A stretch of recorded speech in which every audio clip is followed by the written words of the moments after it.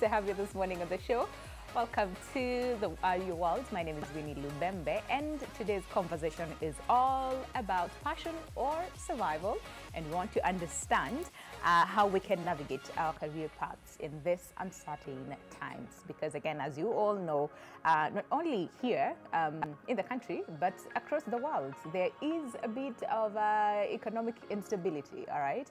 And this has created, a lot of fear and worry, and this is among so many employees, all right? Some hiring freezes, rather, to layoffs, and this creates a bit of anxiety among professionals, and we are all feeling the pain of this rising prices. So this has left so many people hanging by the thread in the jobs that they have either outgrown or they are no longer passionate about, or again, it's taking a toll on their mental health because they do not have anywhere else to go. So the question is, how then do you navigate this career path in this uncertain times? That is what we want to understand today on the show, so stick around until the end of the conversation.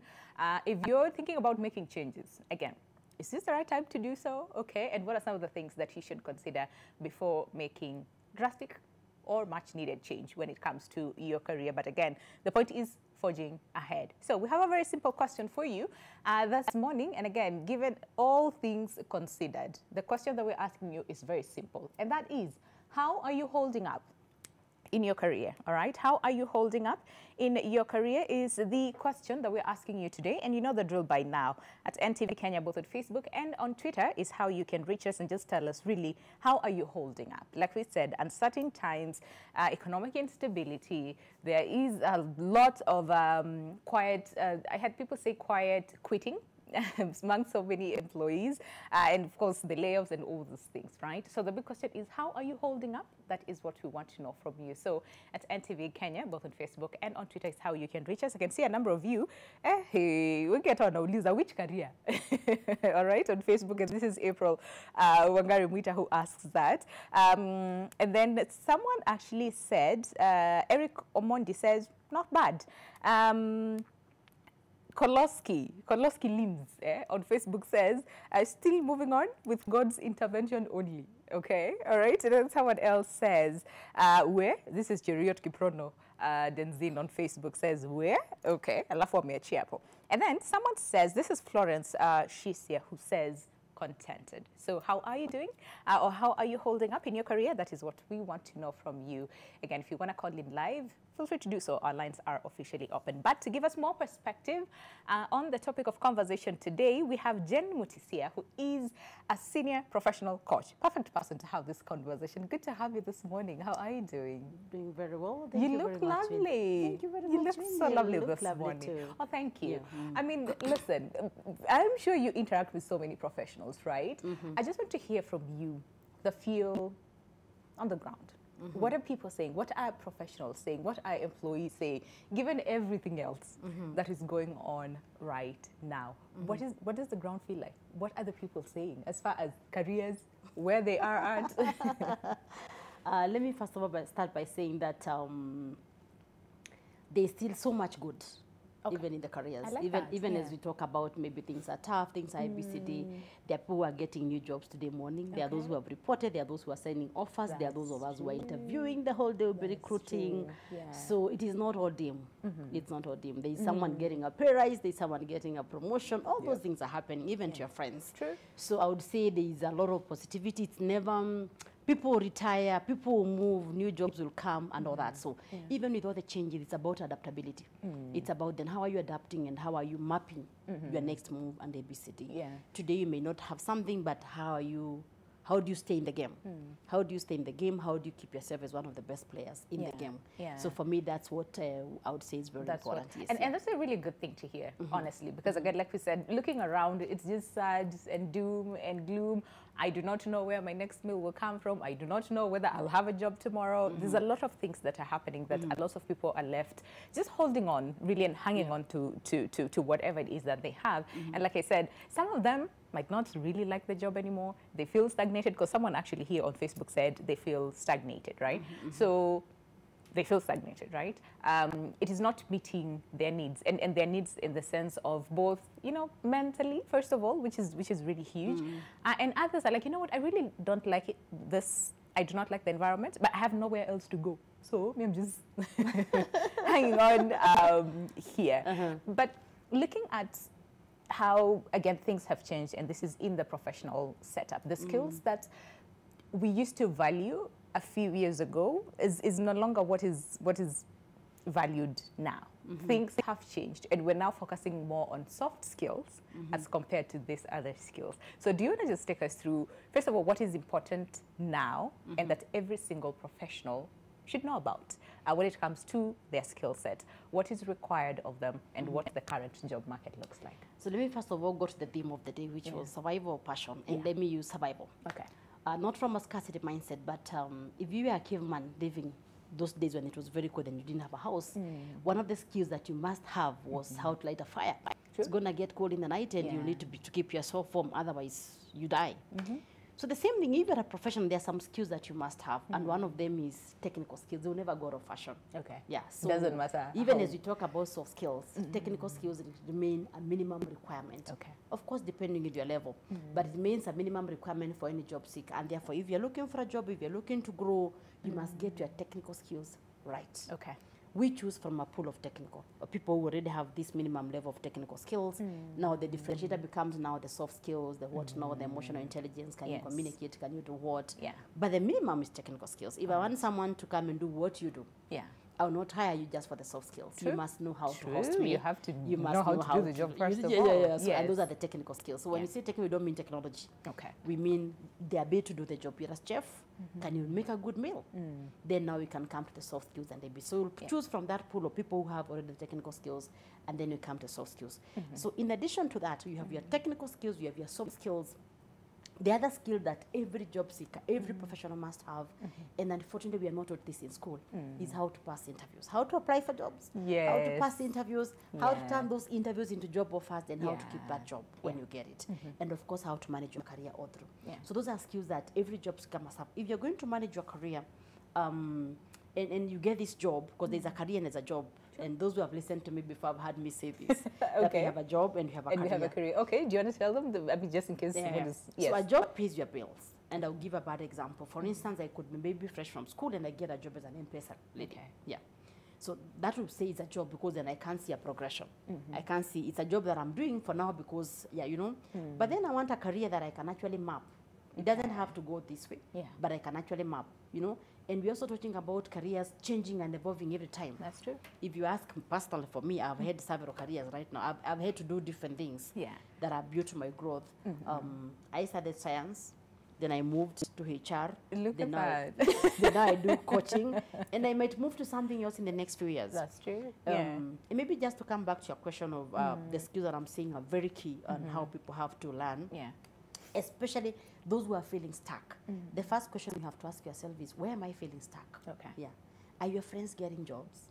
Even one or two of them? Yeah. Is your company having new people coming? Yeah. Where they're coming in, they're leaving vacancies.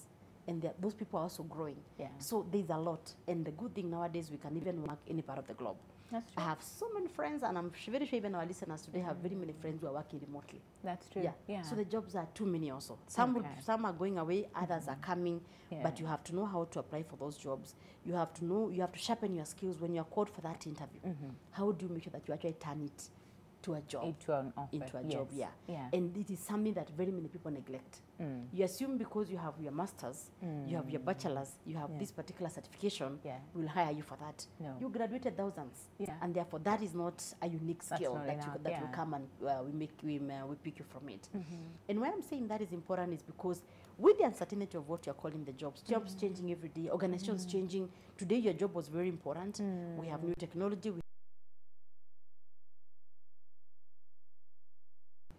That means you have to constantly keep looking outside. You have to constantly keep scanning the environment. Just like corporates do. Every year the corporates will go somewhere, plan for their 3-year strategic plan, plan for the year, But we don't do that sometimes as individuals. To ourselves, that's true. So you have to continuously keep scanning the environment and asking yourself, how am I aligned?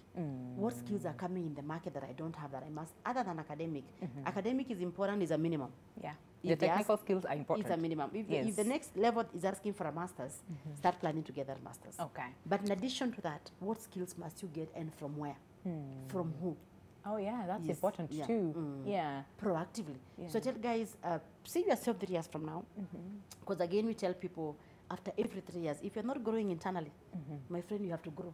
Do you know that was actually about to be my next question? In terms of, you speak to so many career coaches, they'll tell you, do not stay in one place for more than 3 years. Yeah. And then a lot of people are asking, but where do I go?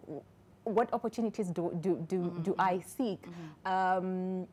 Why is it important for me to move? Because a lot of people, again, like you said, there's a job and then there's a career. Yeah. So a lot of people are stuck at jobs because, hey, it pays the bills. I might not be happy, but it pays the bill. So when you say, if you're not growing within 3 years, then there's a bit of a problem. Yeah. So what now? Like, do you leave? Do you seek for higher opportunities? What is? But let's just understand first of all the why. Why is it important for all professionals, all employees, to know this? 3-year mark. It can be 4 years, but the thing Can is, be 4, can be 5, yeah. you clear campus probably at the age of 23, 24. Okay. Let's say you work up to 60. How many years are those that you have to work? Oof. Almost 40 years Yeah. of working. Really, if you don't manage your first years of how you grow, we have younger people coming. If you're an assistant for 10 years, we have younger people coming doing your work at a lower rate. Yeah. So it's a risk you're managing.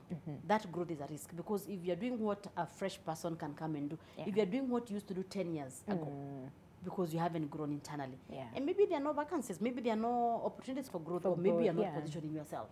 Yeah, because again, there are companies that people really grow internally, but sometimes maybe in a pool of 10, 2 will grow, the rest are stuck. So if you're stuck, it is your business to unstuck yourself.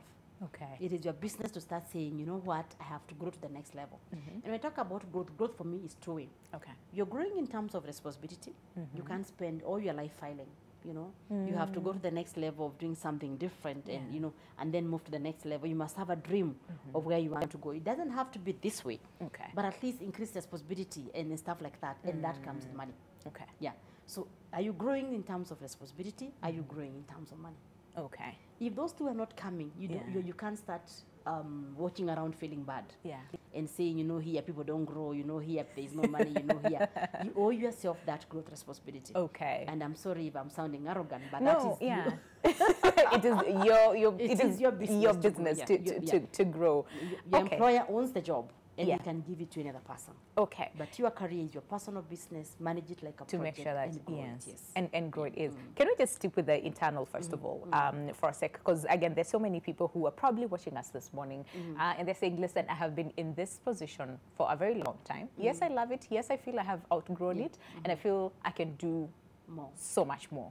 But then again, either there are no opportunities internally, or I am seeking for these opportunities, but I'm not getting these opportunities. I'm not given these opportunities, to grow internally. It's not like I'm just seated and waiting, for the HR to call me and tell me, so Winnie, we think.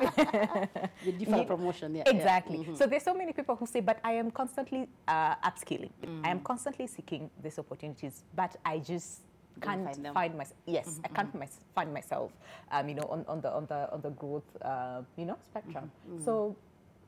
So I want to say that very many people, even the people that you know, have actually grown. Sure. Yeah, very many people grow. Yeah. So growth is a deliberate, it's a deliberate project. Yeah. You have to sit and really purpose it. Okay. You have to sit and really purpose it.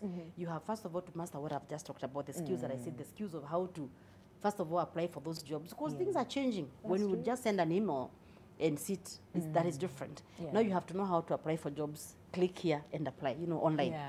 We're using artificial intelligence to shortlist. That's true. If you don't know how to navigate through the artificial intelligence, then the system doesn't shortlist you, and you'll keep sending your application, and they're going to this black hole, and no one is calling you, and you keep saying you must know someone. But in the real sense, Winnie, and I'll tell you for free, there are times that we struggle. We really struggle to get someone good for that particular level. Sometimes we get people whose CVs look very good. Okay. And we interview. So many, we're not looking for one person. We go through a series of 11 people. and you're not getting anybody, we re-advertise. I know you have seen the advertisements. That's true. We re-advertise, and you know, sometimes you're lucky, sometimes you're not. And it may not even be a money factor, but even how the people are expressing. And so you have to get those. If you're looking for a job, if you want to grow in that career, there are some things you must be able to get and get them right, including how you communicate, how you express, how you sell yourself, because again, looking for a job is a sales job. That's you know? true. You have to really market yourself and put it's a yourself sales out there. job. Yes. You must know the product, you must understand the customer. What is this customer looking for? Even as I take this product that is me to package and put a pitch, you know, how do I stand out? You know, the rest are just now things that you're going to add up, how much they pay you, what not. Those are now secondary. Okay. But are you very good in these skills that you're saying for you to move, you must get? So if you can't get jobs internally, you can get stuck and keep saying there are no jobs. That is a mindset. Yeah. Here, there are no opportunities here. And the moment you say like there are no jobs, you will not even look. True. Yeah. So a lot of people have that mentality that, oh, you know, here in Kenya, you must know someone who knows someone who knows someone who knows someone for you to get But helped. I'm not sure that is true. And I keep saying, I worked for 9 years and I worked for 5 employers. Okay. And even from my internship, I didn't know anyone. Okay. Yes. I applied and I know so many people like that. And I'm a recruiter. Yeah. We recruit every day people that I, like not during online recruitments, people I may never see. That's true. Face to face, ever. But we have hired them because when I'm recruiting for that journalist, I may not know a journalist as a person. My client may not know. Yeah. Yeah. We just want a good person who will come in and do the job. Do the job. Yeah. Okay. So if you have a mindset of you must know someone, knows or there are someone, no jobs, someone, you will not apply. That's you're doomed. Yeah. Okay. Again, also sometimes when you're comfortable in jobs, comfort zone. Yeah. Most people don't do anything. They sit. You don't go to school. You become so busy with other things. Then that time when you lose your job is when you realize, I have not finished my master's. Yeah. I have not started my bachelor's. Yeah. I have not done ABCD. I'm not even a member. I hear all these excuses. I hear all those things. You know, I am taking my ABCD to this. You know, I'm doing all sorts of things. Yeah. But then you have to save yourself first before you save all those other things that you talk about. Else. Yeah. Yeah. So if you don't prepare yourself for that change, you will not insure your car when it's already burnt. That's true. The insurance will refuse. Yeah. So you have to always keep looking ahead and getting yourself ready for that ahead. And making sure that, you know, you're not caught off guard. That's true. Yeah. I mean, and, okay, so there are different career levels, right? I mean, they're the entry levels, you know, the mid and you know, the OGs, if we can say that. And a number of people struggle to understand when is the right time to move up the ladder, right? I mean, like you said, using an example, 9 years, but you worked for 5 different, you know, employers. A lot of people would, again, sometimes people would tell you, but you know, recruiters will also, or you know, your prospective employer will look at your CV and say you worked for company A, B, C, and D within a span of 6 years, and they're like, we can trust you because we can have you here today, and then in the next 1 year, unatuletea resignation, right? Moving, So a lot of people struggle with that to understand. So when is the right time to move up the ladder? When is the right time to look for an opportunity elsewhere? When is that right time? So that my prospective employer does not say, this one, we can't trust this them. one is high risk. Yes. Yeah. So, so for my answer to that would be, first of all, and even before I say that, let me just say something before, I don't know that you'll ask about it, but just before you lose it. There are some careers that when you take, if you don't purposely grow yourself, time will That's true. will throw you Run off. up, yes, yeah. And allow me to give this example. For instance, if you're an executive assistant, or an admin assistant, or a teller, for that matter, if you're not moving to anything else, see yourself at around 50, 55. If you lose that job, it becomes very difficult For you to get another job. Yeah. Same thing, if you remain in entry level, that's why we are saying you have to make it and make sure that you're growing. If you remain at entry level, and regardless of whatever that you're doing, if you're an HR assistant or an accounts assistant, whatever that it is, and you remain at an assistant level for 10 years, if something happens to you and you lose that job after the 10 years, you're competing with younger people who might even be having fresh ideas than you. True. So what happens? Even your own boss is younger than you. Yeah. Yeah. So it becomes a constant struggle of you trying to say, I can do the job, I can do ABCD.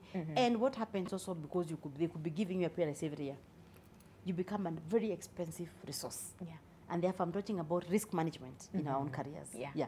As you gain that other assistants are getting 100,000, you are now at 350 as an assistant because of the time that you have taken there. You're a driver, but because of the time that you have taken there, you're earning 200 because of the year increases.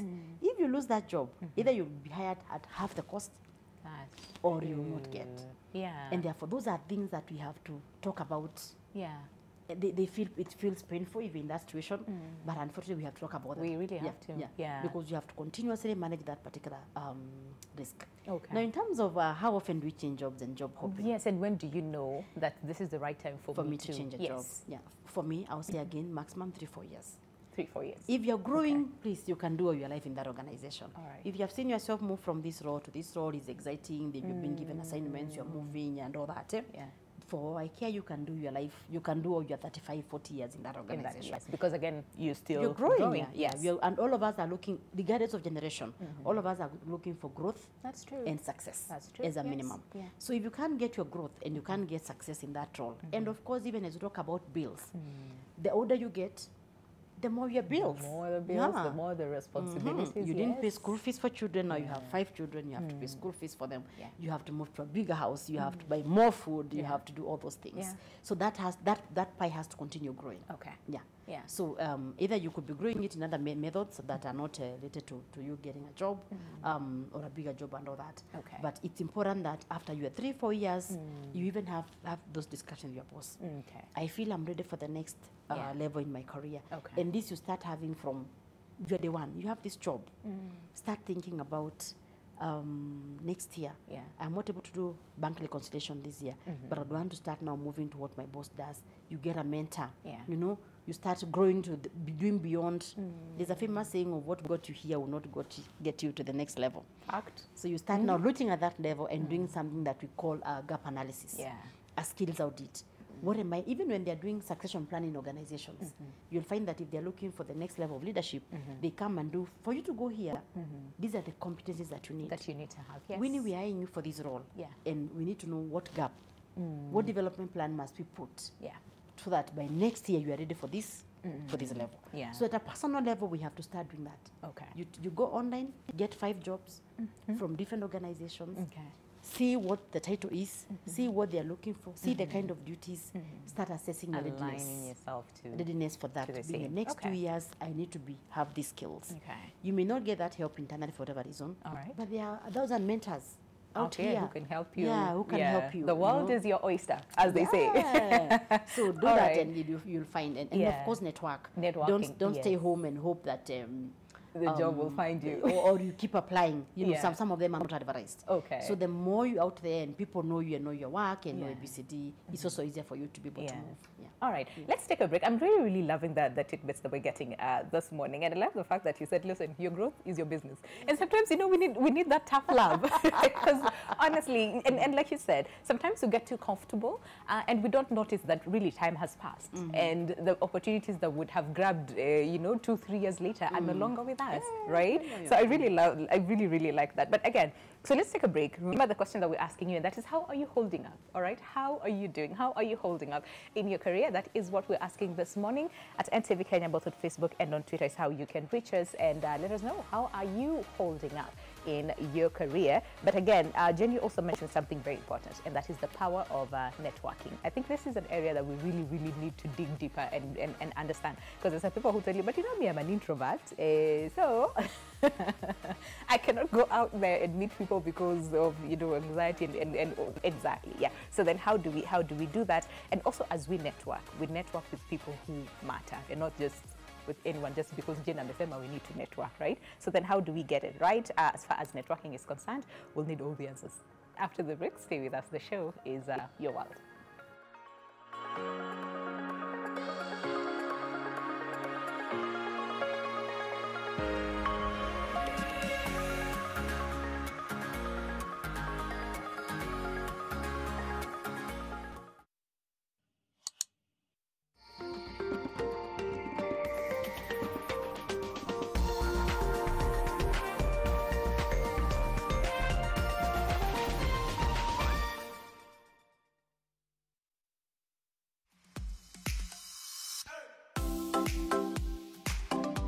Get ready to tantalize your taste buds and embark on a culinary journey with Pishi Bomba, the ultimate cooking show that brings the flavors of the world right into your living room.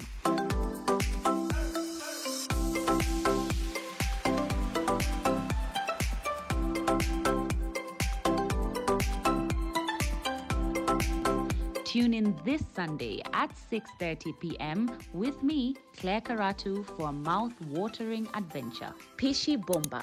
Cook, eat, enjoy.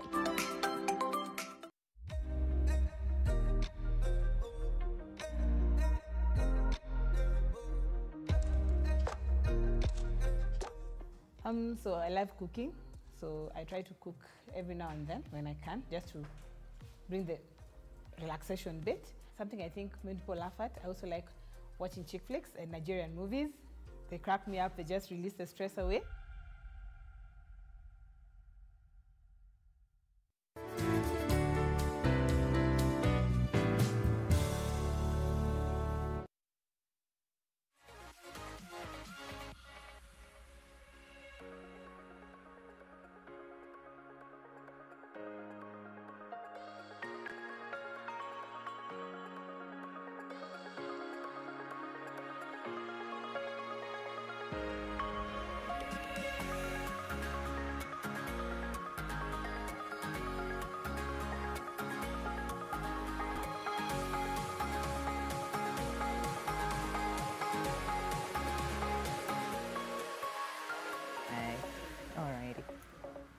Alright, welcome back. The show is Your World, and it's all about passion or survival. And we're trying to see how, different people are actually navigating their career paths amid the uncertain times, all right? And like we said, this is not only like a Kenyan problem, all right? It's the entire globe. We're facing economic recession, instability here and there. There are massive layoffs in some industries. There is the hiring freeze in some other industries, and there's some people who are stuck because, like Jen said, there's a job and then there's a career. So a lot of people are stuck in their jobs because it pays the bills and times are hard, so we're just hanging there, all right? Even as we either think or maybe not, as far as then, what more does life has to offer in terms of, our careers and opportunities to grow. So the big question is, what are we doing? How do we navigate? When do we change careers? When do we know it's the right time to actually either upskill, seek for those opportunities to grow?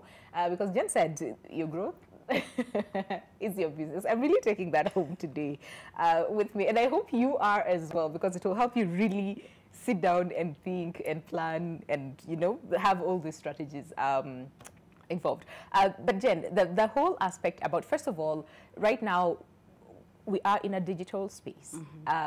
So there's some people who got into careers before digital was digital, right? They're still on the same. And now they're like, so what's going to happen to me and my career? Because now younger people are coming, they're smarter, they're very digital, like tech savvy, and this is me hanging on to this job that I have had for a very long time. So this transition, I'm sure it has caused a lot of like anxiety and uncertainty amongst so many professionals. And some are like, so then what do I do? Where do I say, do I leave? Do I upskill? And if I do, say, then what's going to happen? Is my job going to be obsolete? A lot of anxiety as far as this is concerned. So can we just explore how then we can maximize the power of the digital space? Okay, first of all, let me say that it doesn't matter how old you are. Okay. All of us as humans have the power to learn and unlearn and learn new things. Yeah. I keep saying that adage of you can't teach a no dog new tricks. New tricks, yeah. Maybe even to the dogs it's not true, you know? Yeah. So for humans, really, you can learn those new tricks. If you purpose to go and learn that, those of us who say are allergic to Excel, if you purpose to learn Excel by end of the week, even from YouTube, you will learn. You know what I mean? That's true. Yeah. So for me, it's about you cannot face a risk. You cannot see a wave coming and say, I can't do anything about this wave. Yeah. Yeah. So it has to be you, like I said, scanning the environment and knowing that you have the capacity to learn new skills and move to the next level. The risks, you're made aware of the risks so that you can do something about those particular risks.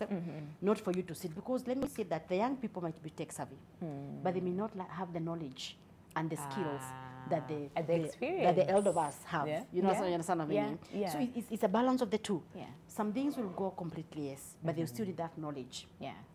That you'll have to now work with this technology. Okay. There is a what we call oh, I'm forgetting the word, artificial augmentation or support. Yeah. Where technology comes to support what we already know. What is already Yes, so it is a blend of the two.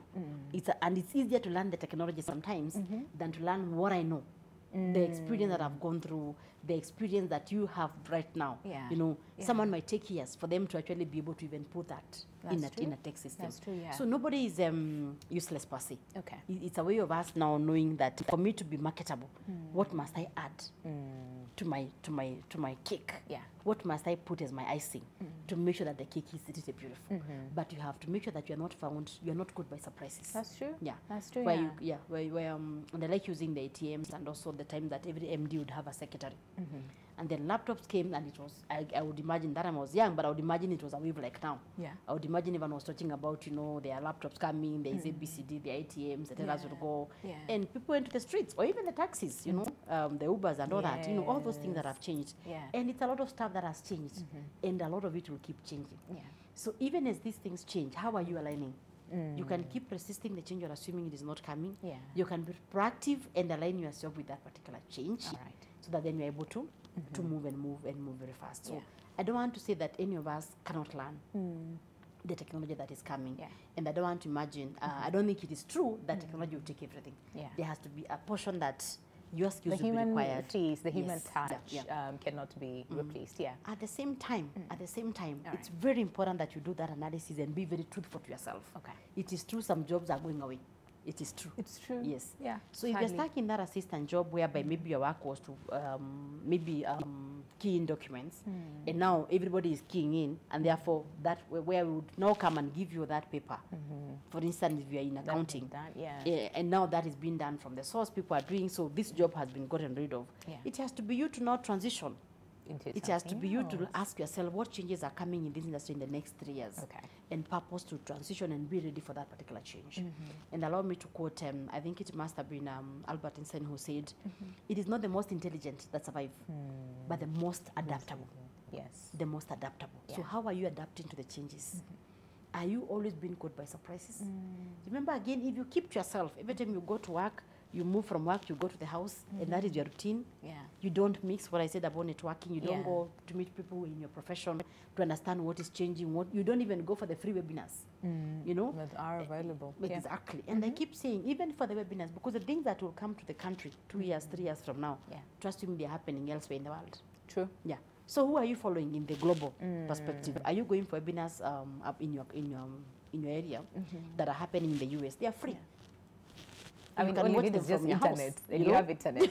Yeah, you know, you can watch things that are happening in Australia from Yeah. your house and start aligning and even go ahead of the team. Yeah. So what are you doing to just ensure that this landscape that is coming for digital, we are moving there, Yeah. and we are not playing a victim, crying that things are changing, you know, they are not this, you know, they are not this. And You you're know, not these doing young anything people about are it. coming to take our jobs and whatnot. No. There is Okay. something for you. There's Align something. yourself. Yeah. Absolutely. Align yourself. All right, yes. make it in your business to grow and be intentional about your growth and what the pattern looks like and what you want to achieve by this. Okay. And keep looking ahead, because Yeah. sometimes you can look at those who went ahead of you. Yeah. See where they hit their dead end. Okay. See how to avoid that dead end, because there are very many careers that have a dead end. Yeah. They do very well up to a certain level. And then Yeah. After 15 years, 13 years, Yeah. now those people get stuck there. And if you don't transition to something different, it doesn't have to go to the next level up and up. Eh? Yeah. There are many things that we can do even this side. It doesn't have to be a Yes. vertical line. that's true. Yeah. That's So true. how are you aligning yourself for that 3 years from now when you'll be hitting that dead end if you're not ready for Yeah. the next For the phase? next up? phase. Yeah. I see that. I see that. I don't know whether I read this somewhere or I had someone say that don't really focus on what you want to achieve by this time.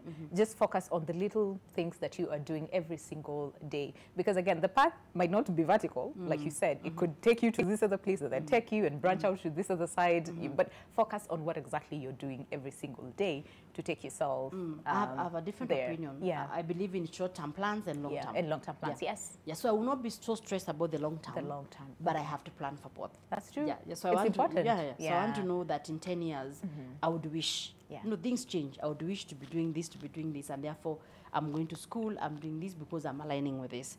When I retire, I'd like to be doing this, and therefore I would want to do this now to prepare for that.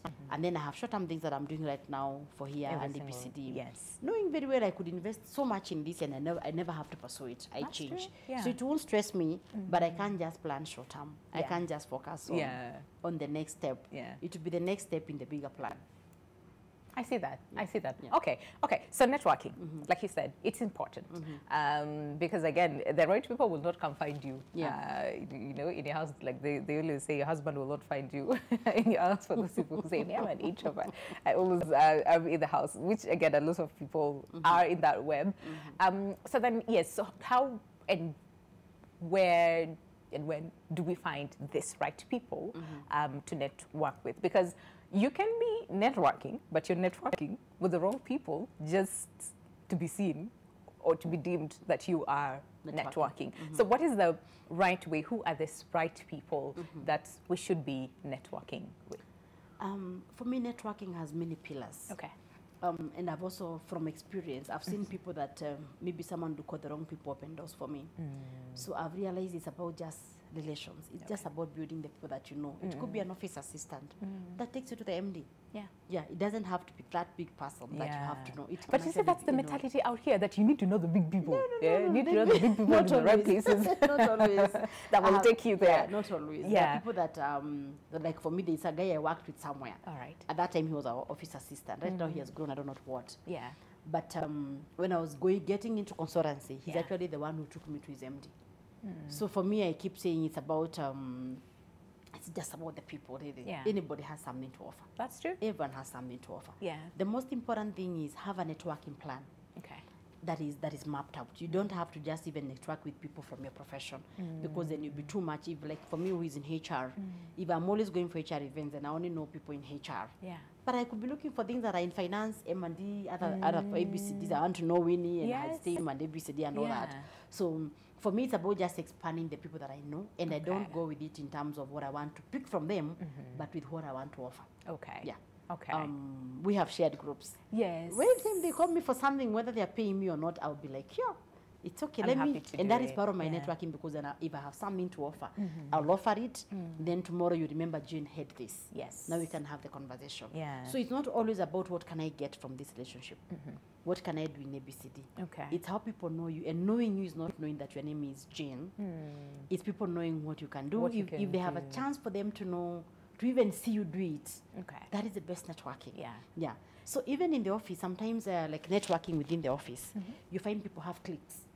That's true. Yeah. Yes. So you're my clique. We go for lunch together. We do everything together. Weekends we hang out. Everything we do together. Yeah. So even in the office, I don't have a network. Yeah. Even my own boss. Yeah. With like I block. You know?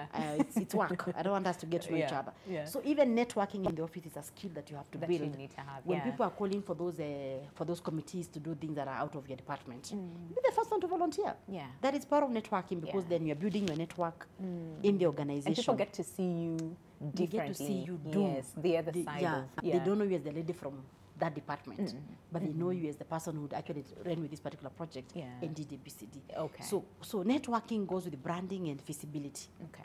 Branding and visibility. All right. We know you, but how do we know you? As the light lady, you know, as the tall lady, and nothing else, you know, and that's sad. or gentleman, or That is gentleman for sad. that case. I don't look like I'm only talking for the ladies. Yeah. Yeah. So it's about what do you want to be known for. So networking has a lot of that, because it's almost impossible that I'm going to recommend you for something if I know nothing about you, Winnie. You will not. I will not. Yeah. Yeah. And I might be the right person. I might be the perfect fit. Yeah. But you don't know. I'll call you that. and ask you, Winnie, I'm looking for this person. Any referrals? Yes. And that's just so sad to think about. That is really sad, because again, you're sitting here, you're like, but I can't. Why are you not asking me if I want to? Okay, I so see that. networking is about visibility, and it can be in very many things. Yeah. So it could be in your church. You want to be known, because you never know who you meet. That's it's not just about your profession. Yeah. And let me opportunities are everywhere, like you say. and that's why you join even many different things. Yeah. You'll find people have joined women in both. They have joined I don't know which profession. They have joined I don't know what choir. They have joined I don't know ABCD. Yeah. Because you want to know as many people as possible, and not just by seeing you. And I know I'm doing an overkill on that. Yeah. Because I've seen people really misunderstand what networking is. Yeah. Okay. It's building, including having that taxi guy that you call when you need something from your house and you're not able to go back. That boda guy.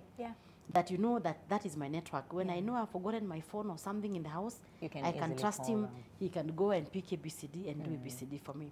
All those are networks. So you map a support system.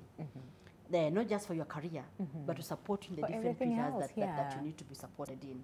And just to come back in the clicks in the office, it's very, very, very important that you build that, let me remove the word networking and call it relationship currency. Okay. Yeah. All right. Knowing that how you relate is what will even make someone like your CEO say, I don't know her qualifications. I don't know his qualifications. But I've interacted with him, I've seen him present ABCD, I've done ABCD, and I think if he has any gaps, we can train him. If he has any gaps, we can develop her. But from my experience, my few interactions, this is something that he will deliver. Because they have experienced you, because maybe in those meetings you speak, in those meetings you create your own feasibility, and that is how you network inside and outside. If you go for a meeting, be it in the office, be it outside, please don't compete for space with the flowers or with the furniture where you just go and it's like you aren't there. And you spoke as long as the boss sees I'm here, or as long as Nadi sees Nikohafa, that's all that matters now. And you also spoke about introverts. The US has had 6 presidents as introverts, including Obama. So being an introvert doesn't mean you become invisible. And actually I keep saying nobody is meant to be invisible. They so always say, always have something to say when you go for those meetings, even if it does not make sense, even if it's, you think, like in your head, you think this is silly, but just always have something to say. Because again, you never know who's listening. You never know who's, you know how they usually say, like, that's internally, I make it you kwa corner. They have so much to say, but so much value to add, but they fear. They're scared to speak out because I am just an intern, but always have something to say. So that networking comes now with that visibility. You cannot have the two separately. You went for this function, you came back with the cards, or you give people cards, and those cards ended up in the dustbins and all that. So it's about what people remember. I need to call Winnie. I met her in that event. We had ABCD. And sometimes it's not just even that one person that you want to know. It could be you go and you only take away Winnie. Not 10 people. But she's one that you clicked with, and this and all that. Back to introverts. Being an introvert doesn't mean that you cannot speak or voice up. So it's not an excuse. It's something. It's a fear. It's a risk you're carrying if you're not speaking up. You are passive. You are not an introvert. You're actually being passive. So there is passiveness, and then there is an introvert. So every time you keep quiet or fear to interact and ABCD, remember Obama is an introvert. Remember the US has had 6 presidents who are introverts. Okay. All right. You can check that online. That's a good thing to think about. Okay. So for those ones who say, okay, fine, I hear you. But I don't know what to do to either unstart, you know? I don't know what practical steps to take, because it's one thing to say, and it's another thing to really put into action what I have learned or what I'm learning today. So for those people who are watching us this morning and thinking, okay, so where do I start and how do I build myself to that level where I'm confident to go tell my boss, hey, listen, you know what, I've been here for like 3 years. I have garnered 1, 2, 3, 4, 5, 6 skills that I think are essential, and I am ready to take up the next role.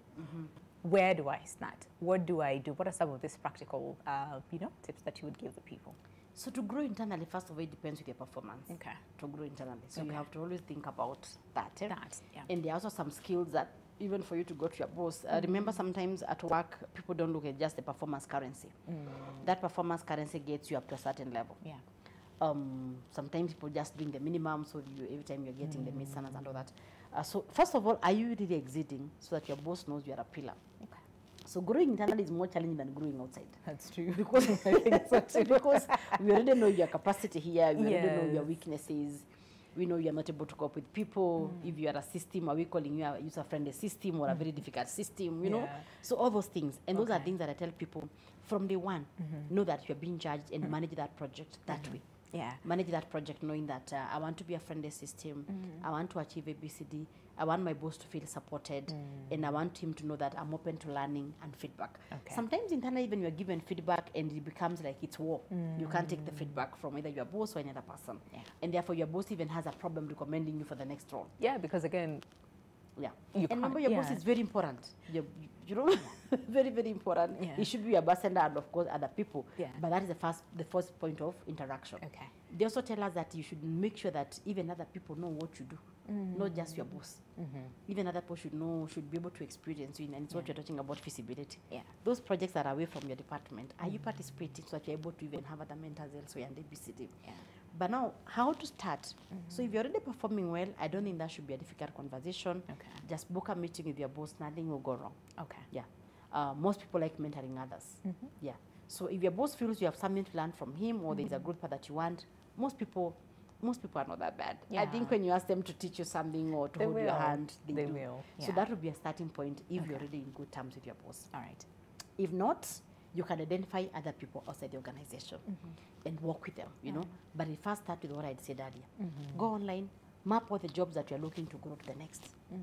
Refuse to be an assistant for 10 years or 4 years, 5 years. Okay. Refuse to be that officer for 5 years. Refuse to be, just refuse, you know. Yeah. Purpose, like, you know what, in the next 3 years, I have to either start doing different things, I have to start doing ABCD, I have to start doing ABCD. If you're not working and you want to come back, the same thing. Okay. The moment you start, you see now I have to start sending applications. I have to start doing ABCD.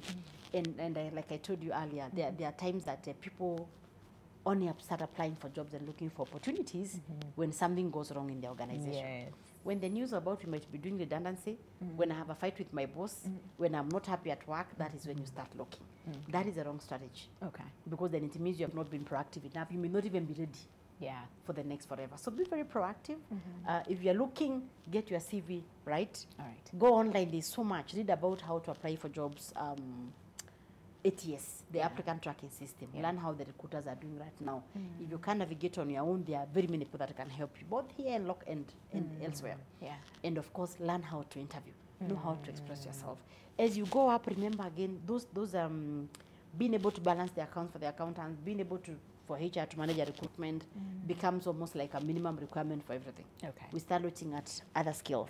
What So, else? Yeah. So What how else? are you doing about your emotional intelligence, your conflict management skills, how you express, how you communicate, how you present, you know? Yeah. All those things become very, very, very important. And just the normal behavior in the office.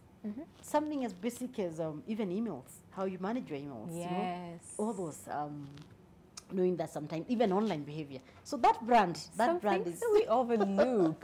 Okay, yeah, because like my online is my business. It's where I get to express myself the way I want. No, be very careful. Yeah. Okay, Yeah. I see I that. maybe picking on that. That Yeah. is the worst advice that I've seen. People Yeah. being told, be yourself. Be yourself. Yeah, you're going to be yourself, and people are judging you. There's Yeah. a code of conduct Yeah. that we have to align to. You so be yourself, Yeah. but just know there are limits, and some things it's like you write them on stone. Yeah. You put it there, it's like on stone. It's always be there. You know, Yeah. it's not going in. So be yourself, but just know, yes. Where to be Yes, yourself. yeah. I don't know whether you've seen this meme going around where it says, Ati, they advise you to be yourself, and then so I can get fired. So nowhere.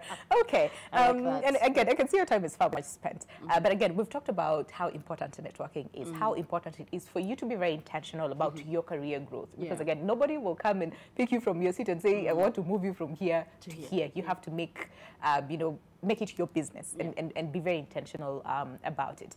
The importance of a mentor, I think most of the time we really tend to overlook, how important mentors are. There's some people who say, you know what, even them, they charted their own path, and that is why, Yeah. So even me, I'm going to chart my own path and see where life takes me or where my career takes me. So can we just speak on that, on mentorship and how important and maybe what we need to shift when we're thinking of getting a mentor, and who is actually a right mentor for a person. Yeah. So I have a very radical view about mentorship. Okay. I'm a mentor. I was the award-winning mentor for last year in my profession. Yes. And I do a lot of mentorships. Yeah. But there are mentors, we have coaches, We have advisors and we have career sponsors. Okay. And all those are things that you should invest in. All right. When you talk about mentorship, mentorship is someone who has gone before you and they know the handles, they know what, they know ABCD. Yeah. But the mistake I see most people making in mentorship is making it not structured. I admire Winnie, so I start saying Winnie is my mentor. We could meet once in a while for coffee, but there's nothing that is being transferred. Okay. Because ideally then I should be getting skills and learning That's true. things from my mentor. And it should be structured like when we meet next week on Thursday, this will be This is what. the other week we'll learn this. Yeah. The other week we'll talk about this. So sometimes we admire people and we call them our mentors. But there's no mentorship that is happening. That's not happening. Okay. Again, mentorship for me expires. If I'm your mentor for 5 years, I have to move to an advisor really. Yeah. Because what is it that I'm passing for 6 years? You know? That you have not learned during the that I've 6 year not period. passed, yeah. Okay. So for me, I keep saying, have your mentors and have a plan for 6 months. Okay. At most a year. That this is what I want to learn for this particular person. All right. Beyond there, really they have passed unless now if they want to clone you to be them, in my opinion, you have passed. I want to know how you speak so well. I want to know how you present with so much confidence. Yeah. I want to know ABCD, and they guide you or they show you or they tell you ABCD. All right. If it's in what you do and you're mentoring someone, you want to show them then, how do I get this? How do I get ABCD? You're dealing with this, how do you cope? Yeah. You know, and it's structured and it has a timeline and you can have 5 mentors at the same time. You don't have to feel like it's something that you have to personalize Yeah. and say Jean is my mentor and she's the only mentor that And you have. that's it. That you have. Don't come No. between us. Spread your wings and have as many mentors Explore. in different Yeah. things and all that. Okay. And depending with it has to be you knowing what you want to learn from that mentor. Well, because when it is mentee driven, it's easier than when it is mentor driven. Mentor driven. Yeah. Yeah, I see that. And then there's a space for a coach.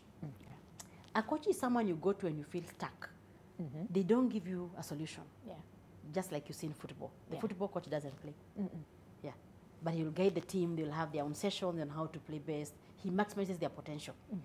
So as a coach, we can discuss many things. Yeah. I see my career is hitting a dead end if Yeah. I stay in this job. What do you think I should do? Okay. A mentor can do the same, a coach can do the same. Sometimes as a mentor, you try to clone people to follow your path. Yeah. But you should be worried even as a mentee because we have different gifts. We have different personalities. Yeah. We have different softwares in Yeah. us. Yeah.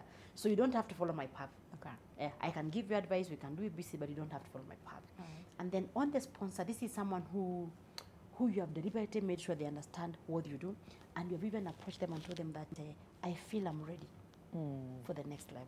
All right. If a chance ever comes, please Let me know. front my name. Okay. Yeah. If you are in consultancy like me, you tell Winnie, I do the following, and I would like to even do it for an hour for free where you work, for you to just experience what I do. And if a chance ever comes for us to partner, please just know that this is what I do. Yeah. Yeah.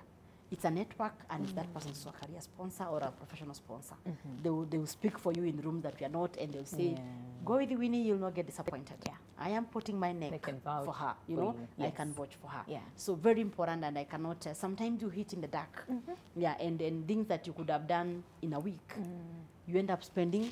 A long time. period of time. Yes. I have seen even people going back to school and doing courses that they should not be doing totally. Yeah. And then they realize that when they're already graduating, and They they have realize, wasted a lot of time. I wouldn't have done this. Yeah. So it's very important. It's very important to always assume you can learn from the mistakes of those who went before you, and pursue it. You may not learn anything, but pursue it. Yeah. You lose nothing. Yeah. Yeah. I mean, that's Winnie, true, yeah. ask her, you have been here for the last 10 years. I want to do this. What's your take? You know? Yeah. Yeah. So even if it's not a mentor, get that advice. Oh, Yeah. I mean, yeah, and distinguish again the roles they play in your career growth. Because I like the fact that you pointed out that someone says Jen, be like, Jen is my mentor, and they've not even met you, they've never seen you. Exactly. They just, you know. Even though we also have those mentors, like for me, I Yes. have very many mentors online. Yeah. That some are even late. Yeah. Like Monroe is one of my mentors. Yeah. How is he my mentor? I love this content, and he put it in books and videos. Yes. So because I like what he was saying, and he left his knowledge. So there are times that I wake up in the morning and I'm Yeah. like, today I just feel like getting something from Oprah Winfrey. Yeah. Yeah. And I go like, how to do ABCD. Yeah. And Oprah comes and I listen to 2 of her things and I take my action points. Yeah. And it's up to me now to go either implement or know how to put That's a twist the to thing. it. Yes. Put the work. Yeah. Into So the what mentor you're doesn't getting. have to be someone that is here. It can be Okay. someone who do I know you. But mentorship, there must be transfer of skills from a higher level, someone who knows more than you, to your level. To your level. Okay. For All a right. coach, Yeah. they don't even have to know what to do. Yeah. They don't even have to know how to play that football. Yeah. but they know that if you put your leg like this, you're going to have a better kick. Good. Yeah. Yeah, and they help you realize that try this, try ABCD. So a coach is like a baby and a mother. The way mothers help children walk. Yeah. So they encourage you to take that next step. They believe you can walk. Yeah. So they tell you, lift your leg, take that step. Yeah, don't fear, face your fears. Yeah. Do ABCD. If you fall, they pick you and encourage you. And you're able to chart your path with them, which could be very different from your path. From your path. That's true. Yeah, That's true. Okay. All right. So we need to literally end the show now. But I want you to, and I'll take this as your parting shot, for those people who are like, fake it until you make it, okay? And those who are like, you know what, I have learned what I needed to learn. This is where I'm at, and this is where I'm going to stick, and just be here, all right? So I want you to speak to these two different people who are probably watching us this morning and thinking, well, okay, all right, I hear you, but okay, yes. So speak to them very quickly in like 30 seconds as we finish. Fake it till you make it. Yes. I belong to that team. Oh, and I don't call it faking. Okay. Because it's because it means then in your mind that's what you want. So you're putting work. Yeah. So I wouldn't call it fake it. It's Okay. about, for me, I keep saying it's put the work until you make it. All right. Because then if I want to be where you are, Yeah. I'll be home even practicing. Yeah. You know what I mean? I'll get any chance for me to try and do ABCD, you know? I will be in that space where I want to be. So for me, I remove the word fake it till you Fake make it, it, and and I go like, put the work until you you make it. Yeah. I like that. Yeah, and I trust me, I do that. And anybody who we have to interact with as a mentor, as a coach, I tell them, you know what, that's what you want? Yeah. Go for it. Yeah. Yeah, go for it. Face your fears. Let's see what you can do from today. Okay. Yeah. All right. And we put it. So I love that school of thinking. Okay. But you have to know what you're biting. Don't take something that is so big until you can't use. So weigh your stripes, but it's okay. There are no limits. You put your own limits. Yeah.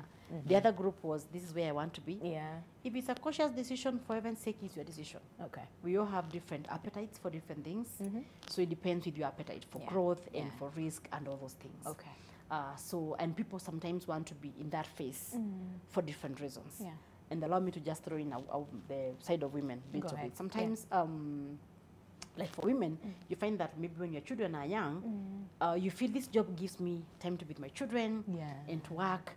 I'm okay being an assistant for the next 7 years. So they're able to grow ABCD. Yeah. It's a less stressing job. Then from there, I'll know how to do it. Yeah. I'm okay with that Yeah. because everybody has theirs to it. Their own priorities. Their own and- priorities. Yes. Some Okay. of them have other things that they have taken committed and they feel like they can't take the risk. Yeah. So weigh your decisions. It's your decision. The only problem is if life is happening to you like an accident. And passing you by. Yeah, it is. You're not planning anything. Yeah. It is things finding you, and you never stop to think about how do I manage this? How do I do this? How do I do this? So Yeah. that would be my only problem. Okay. But if it's a cautious decision, By all means, go It's ahead. your decision. All right. But Yeah. remember, your growth is your business. I like that. Thank you so much, Jen Wisisi, senior professional coach, giving us all the tidbits that we need to know and have as far as charting our career path and our career growth as well. It doesn't matter whether we are in uncertain times or not, because at the end of the day, you might not want time to pass you by, and then you're like, hey, yeah, okay, when did that happen? All right. So make it your business, and this is as far as your career growth is concerned. Very insightful conversation this morning, Jen. Thank you. As always, thank you so much for making the time. And also sharing your expertise with us. So I hope that you've learned a lot, just like I have this morning, and put it into action, okay? So have yourselves a lovely day ahead. My name is Winnie Lubembe. On behalf of an amazing team who put together and made sure that the show is a success, we say thank you. Have yourselves a lovely day ahead. I'll see you tomorrow morning, same time, same place, right here on Your World. See you then.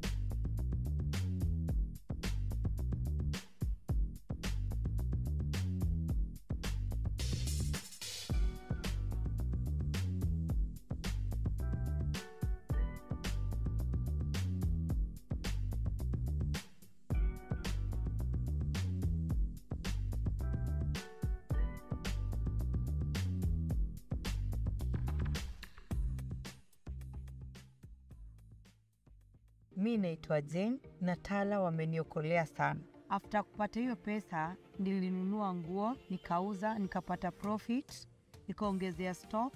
Asanti sana Tala. Tala, tunawaaminia.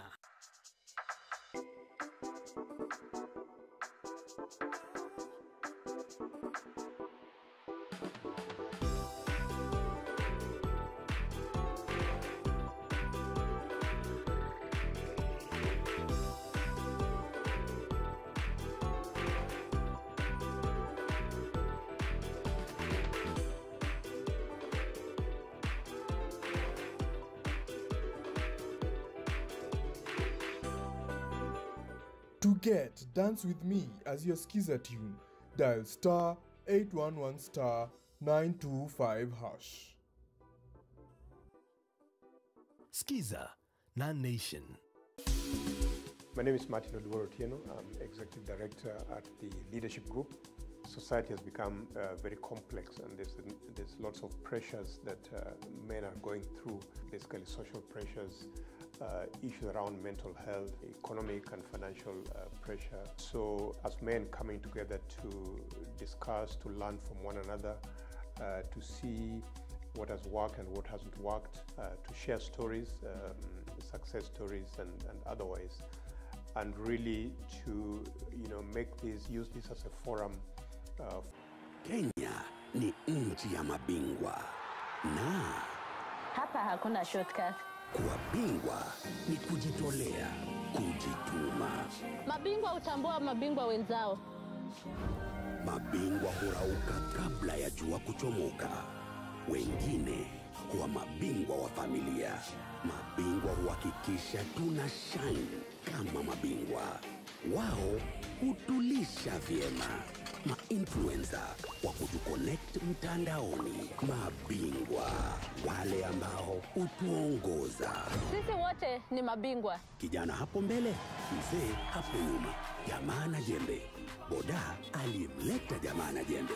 Msichana wa kibao. Memba wa bodi, kijana wa maziwa. Sisi wote ni Team Kenya.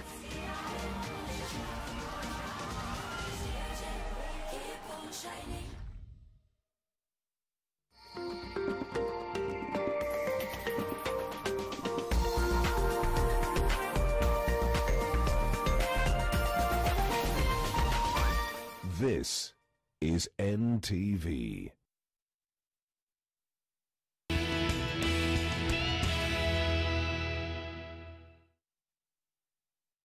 I am honored to welcome you all to this occasion, not only for TVET SIDAC, but also for the entire TVET SIDAC, TVET sector at large. On behalf of TVET SIDAC management, I am thrilled and I truly appreciate you for honoring our invitation to be part of this big day. Before I make my speech, allow me, sir, our chief guest, to recognize the following.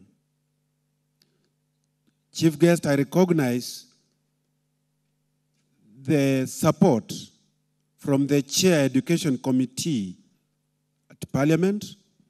Chief guest, I recognize and appreciate the support by the directors at the State Department for TVET. Chief guest, I recognize CEO TVETA.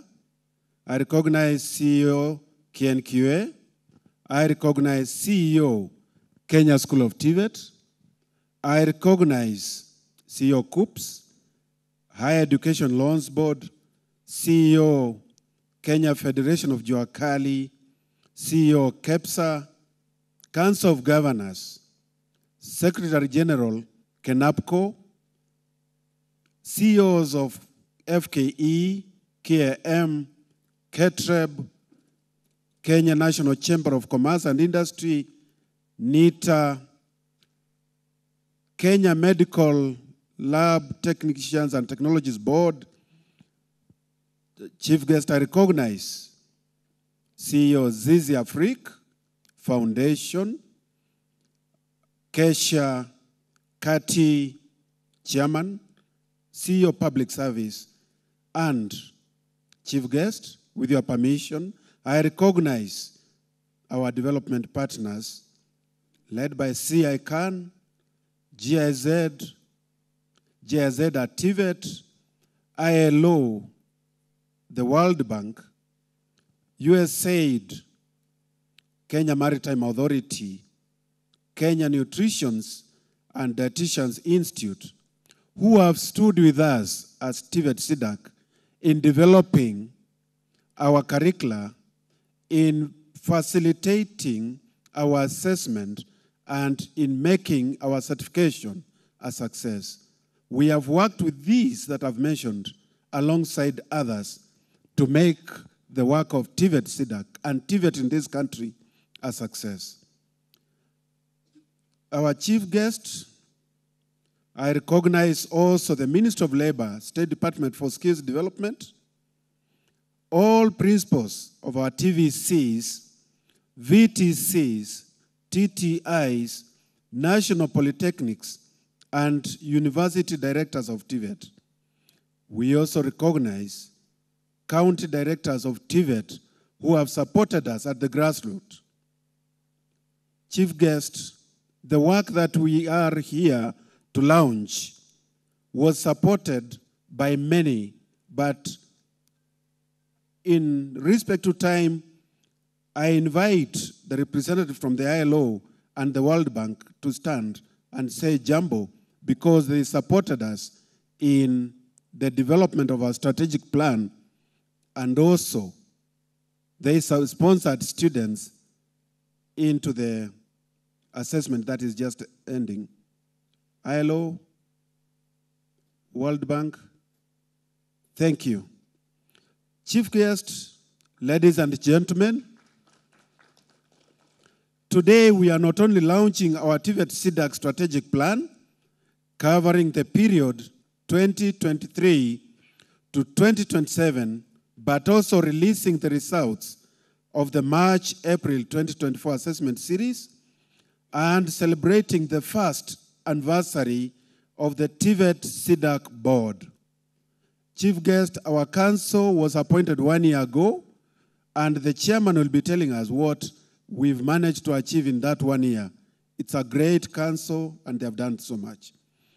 This document, the strategic plan, is a guiding light that will shape our future. It will set the boundaries within which we will operate and articulate our agenda in achieving our mandate.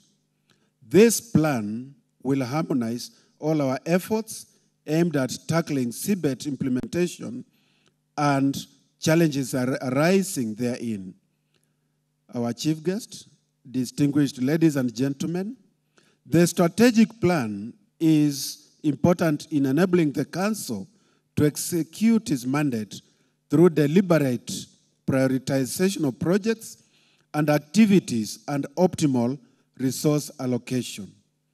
A key priority in our strategic plan is the continued support in implementation and enhancement of competence-based education and training. As we look forward to a new dispensation, it is worth noting that since our formation as a council, we have made significant strides in CBET implementation through TVET institutions in this country in developing learners, practical skills and competencies, ensuring that they are well prepared for the workforce.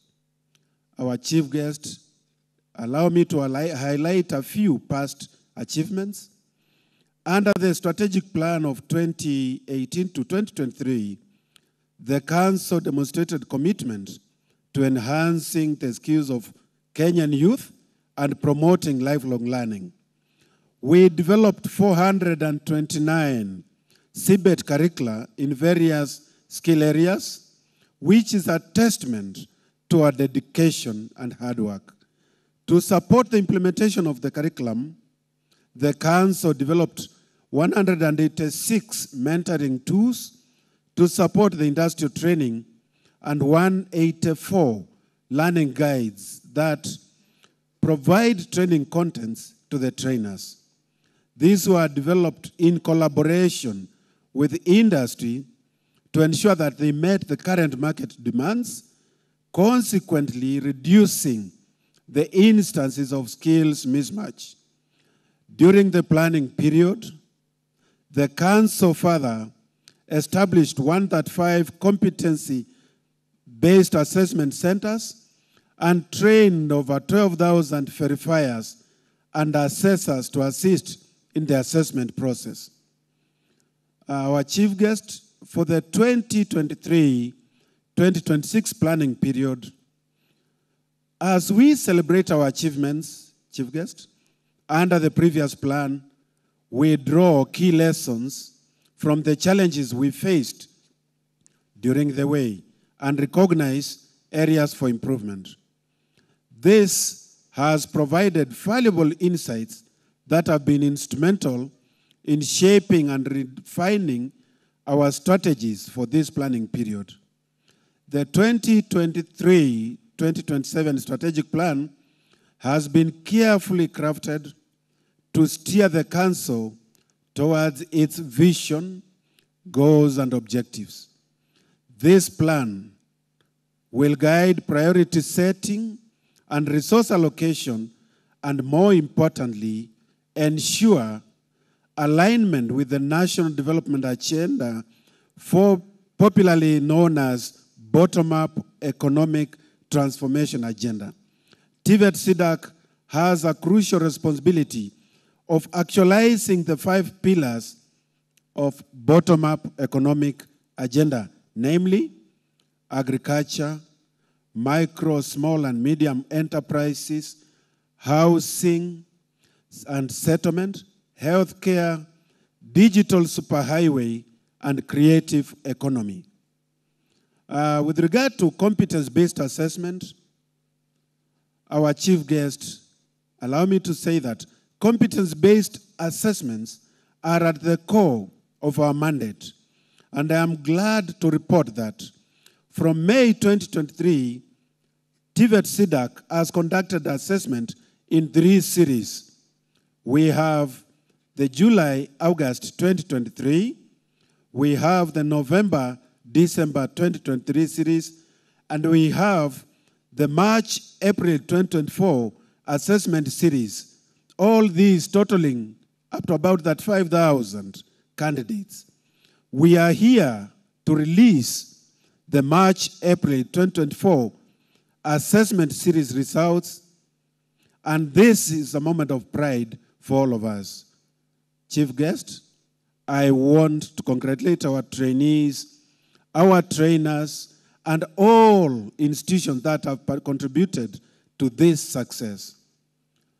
Chief guest, allow me to appreciate, in conclusion, the support that we've received so far from the Minister of Education, the National Treasury, and in particular, the support that we've received from the Cabinet Secretary, Minister of Education, and which has been the bedrock for our achievement. I also wish to extend my appreciation to our Principal Secretary, who is before us today, our chief guest, Dr. Esther Moria, whose leadership and guidance have steered us through challenges and paved way for this success. I appreciate the industry. Yeah, let's appreciate I appreciate the industry through the sector skills advisory committees who have played a big role in ensuring that our curricula is according to the requirements and expectations of the workplace. We appreciate TVET institutions who are represented here, trainers, assessors, verifiers, industry practitioners, and our trainees. And chief guest, allow me to mention that we have a sample of our trainees who are going to receive their certificates from you today. As we celebrate the achievements of the past year, I would like to acknowledge the crucial role played by the TVET SIDAC Governing Council. Over the past year, the Council has provided strong leadership and guidance and helping us steer seabed systems towards greater heights. I am confident that the board will continue to play the pivotal role in implementing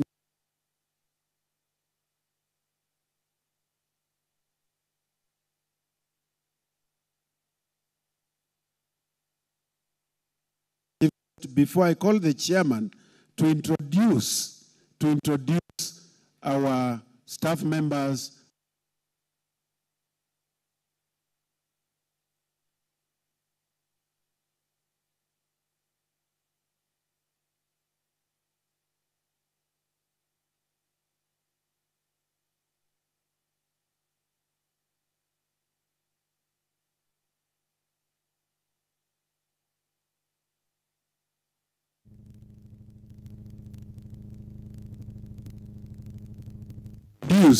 Or to call upon our pillar, our main pillar, representatives of the institutions led by the chief principals who are here to stand for introduction and recognition by the chief guest.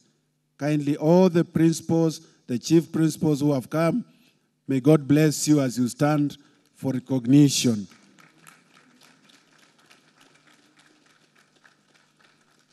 Thank you so much. Representatives of our development partners and the parties that we work with, kindly you may stand for recognition. Development partners, our friends of TVET SIDAC, thank you so much. May God bless you. Chief guest, allow me now to call upon the chairman of the council, Professor Hamed Ferej, to make his remarks and move the rest of the program.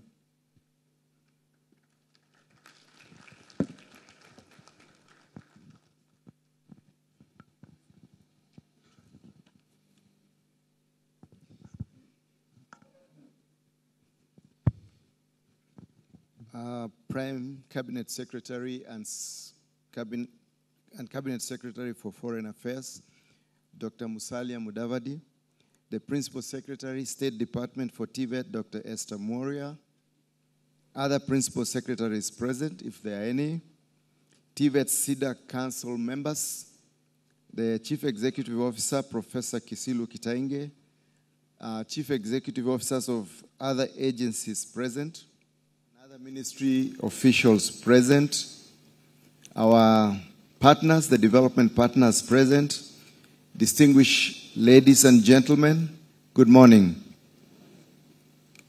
A very warm welcome to you all today to our events.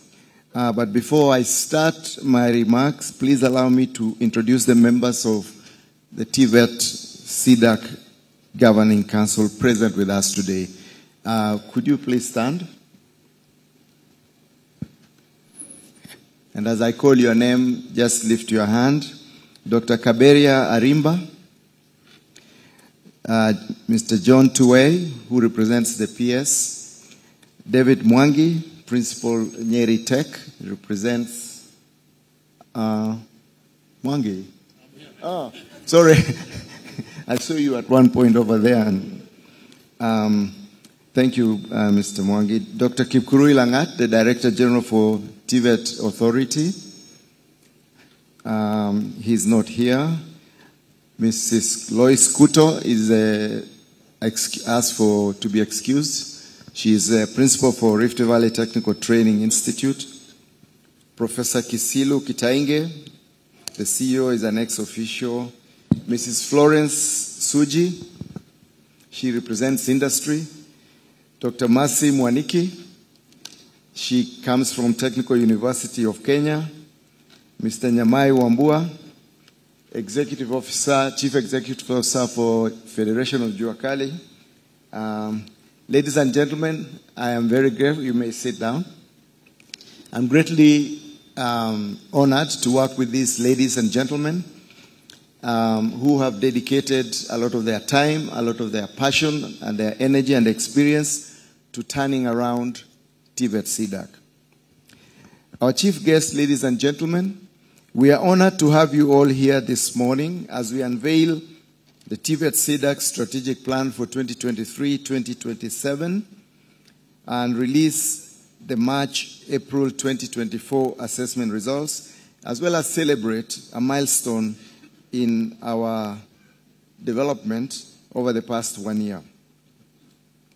In his remarks during our inauguration, our CS, then the then CS, was very categorical that TVET CDAC must perform, failure to which he would send us all in the council packing. So our first major task at the council was to recruit a competent CEO to lead the organization. After a very competitive process, Professor Kisilu Kitainge emerged as the lead and was appointed CEO and council secretary. The CEO has had his work cut out for him, as there were many issues to deal with. I'm glad to report that the reborn TVET CDAC undertook its responsibility with vigor under his leadership, and today I can gladly report that a lot has been accomplished. I shall highlight a few of these achievements. I noticed there's a booklet that actually has more detailed information. And these highlights are based on the mandates of the organization, which is to develop curriculum, TVET curriculum, conduct assessment, and provide certification.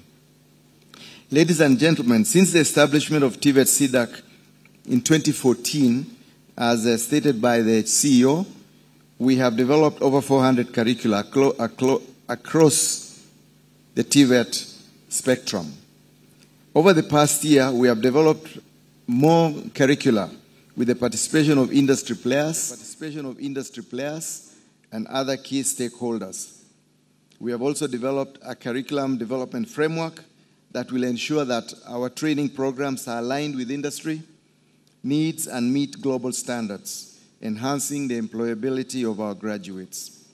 Using this framework and with established sector skills advisory councils, we have undertaken the development of new curricula in new areas, such as maritime programs, with the support of key development partners.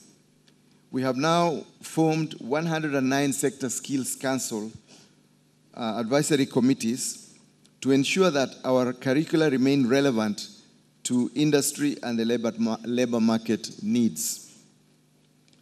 Upon assumption of office, we found that there was quite a few long-standing issues. There were many students who had been assessed by TVET CDAC as far back as 2019 who had not received their transcripts and certificates. As you well would understand and appreciate, this is very difficult to finish your program and you have no certificate to help you in your search for employment. We have now addressed the backlog of pending certificates and result slips and issued for the first time TVET CDAC certification to our past graduates. This was done during the last meeting that we had here. Ladies and gentlemen, this was a major milestone which was crucial in recognizing the achievements of our graduates and facilitating their progress and entry into the labor force, which has helped to promote confidence in the work of TVET CDAC. In addition, an assessment and certification framework has also been developed to guide the institution in this vital area. Concurrently, TVET CDAC had to quickly start preparing assessment tools for those in training institutions. We conducted our first assessment in July 2023, immediately after taking office, for about 7,000 candidates. Each year, TVET CDAC offers 3 series of assessments, July, November, and March. As we prepare to offer the July 2024 series, I'm happy to note that the number of candidates registered has now grown to about 60,000. This requires a lot of hands-on activity, and we are glad to note that the PS, under the PS, we've been able to request for redeployment of staff from our institutions to come and assist. So we now have about 30 trainers who have been deployed to TVET SIDAC and are assisting us to meet our objectives.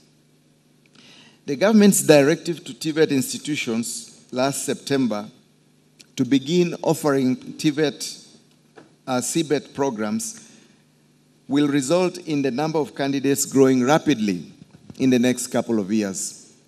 That's why we need all those hands on the deck to help us achieve these objectives. Ladies and gentlemen, to further support the implementation of CBET in the country, we have now registered 355 assessment centers nationwide. This expansion has made CBET more accessible to learners, ensuring that they can undertake assessment in convenient locations. In addition to work on the ground in the field, we needed to improve our efficiency in the office. And to do this, SIDAC had to embrace technology to streamline its operations. The development of a SIDAC portal and ERP systems have enhanced the efficiency and effectiveness of our processes. Most of our clients can now obtain information directly from our online facilities, as well as register for exams and assessments in the same way. This is making our services accessible and user-friendly. In line with this, we have digitized now 25 curricula to support the implementation of CBET, making learning more flexible and accessible to our trainees. Our clients can now access all these things now online. Our chief guest, distinguished ladies and gentlemen, our accomplishments are not just in numbers, but can be felt in the transformative impact we are making in the lives of our youth, our industry, as well as our nation at large. We are aware that our youth have been agitating for lack of adequate employment, and we hope that with the progressive and practical programs under CBET, this youth will be better catered for and will be able to find opportunities for employment within our economy. This reflects our commitment to excellence, innovation, and inclusivity in TVET. To keep us firmly on a consistent path and clear vision, we embarked on the development of a new TVET SIDAC strategic plan for 2023-2027 in the third quarter of 2023. Your Excellency, we shall request you to launch this plan today. This plan outlines our vision, goals, and strategies for the next 5 years.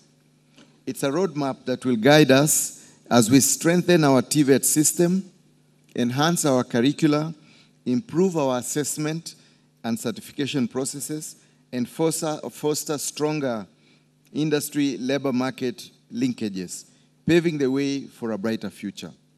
At this juncture, I would like to really thank the World Bank and the International Labour Organization for their assistance in the development of this strategic plan. Our strategic plan is ambitious, but grounded in past achievements and lessons. It's a collective vision that aligns with the Kenyan government agenda pronounced in various policy documents. Your Excellency, the TVET SIDAC 2023-2027 strategic plan acknowledges the challenges we have faced before and those likely to be faced in the future, and requires the continued support and collaboration of all our partners, government, industry, development partners, academia, and the community at large. As we celebrate the release of the March-April 2024 assessment results, I want to applaud the trainees for their commitment and hard work. And I also extend my deepest gratitude to our trainers, administrators, and all those who have supported our CBET trainees in their journey. I want to express my heartfelt gratitude to everyone who has contributed to our success in the past year. The achievement of the past year, of course, are a testament to our collective effort. It It's your unwavering support and collaboration that has made these accomplishments possible. Let us continue to work together, innovate, inspire, and drive CBET implementation in Kenya. With those few remarks, Your Excellency, I thank you all for listening to me. Thank you very much.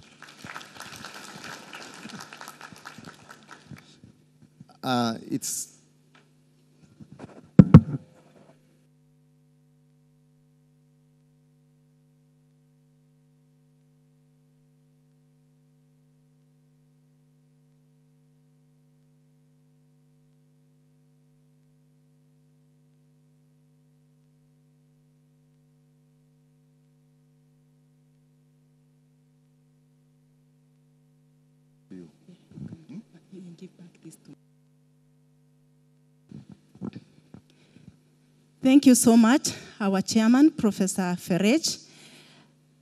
Our chief guest, His Excellency the Prime Cabinet Secretary, Dr. Musalia Mudavadi. With the permission of our CEO, Professor Kitainge, I welcome our planning officer to do a very brief presentation on our strategic plan.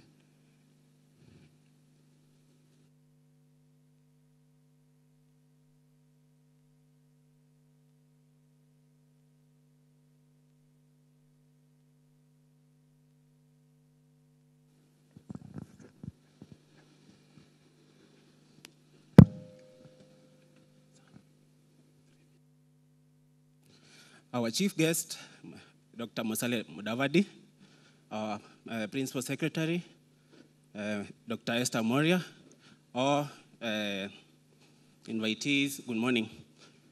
I'm going to take you through our plan in a short. I'll just skim through it, and I'll just go to the strategic direction slide, which is we have the model section and our goals, which the first being to improve the quality and relevance of CBET.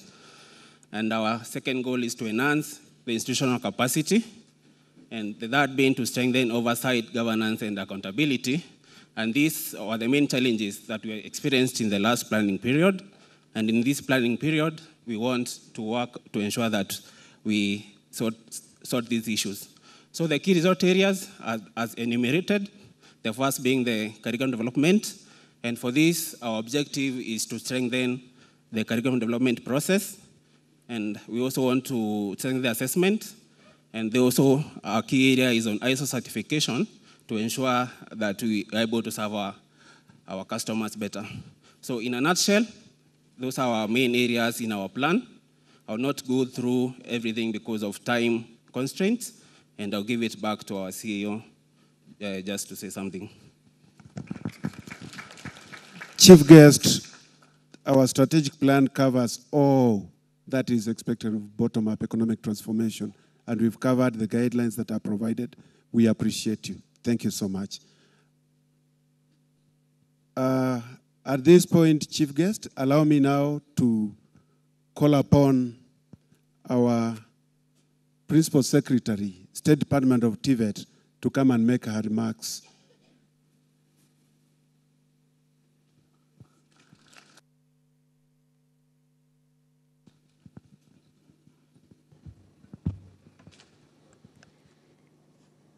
Prime Secretary and CS Foreign Affairs, Honorable Dr. Musalia Mudavadi, the CEDAC Council Chair, Dr. Professor Ferrej, TVET CEDAC Council members and CEDAC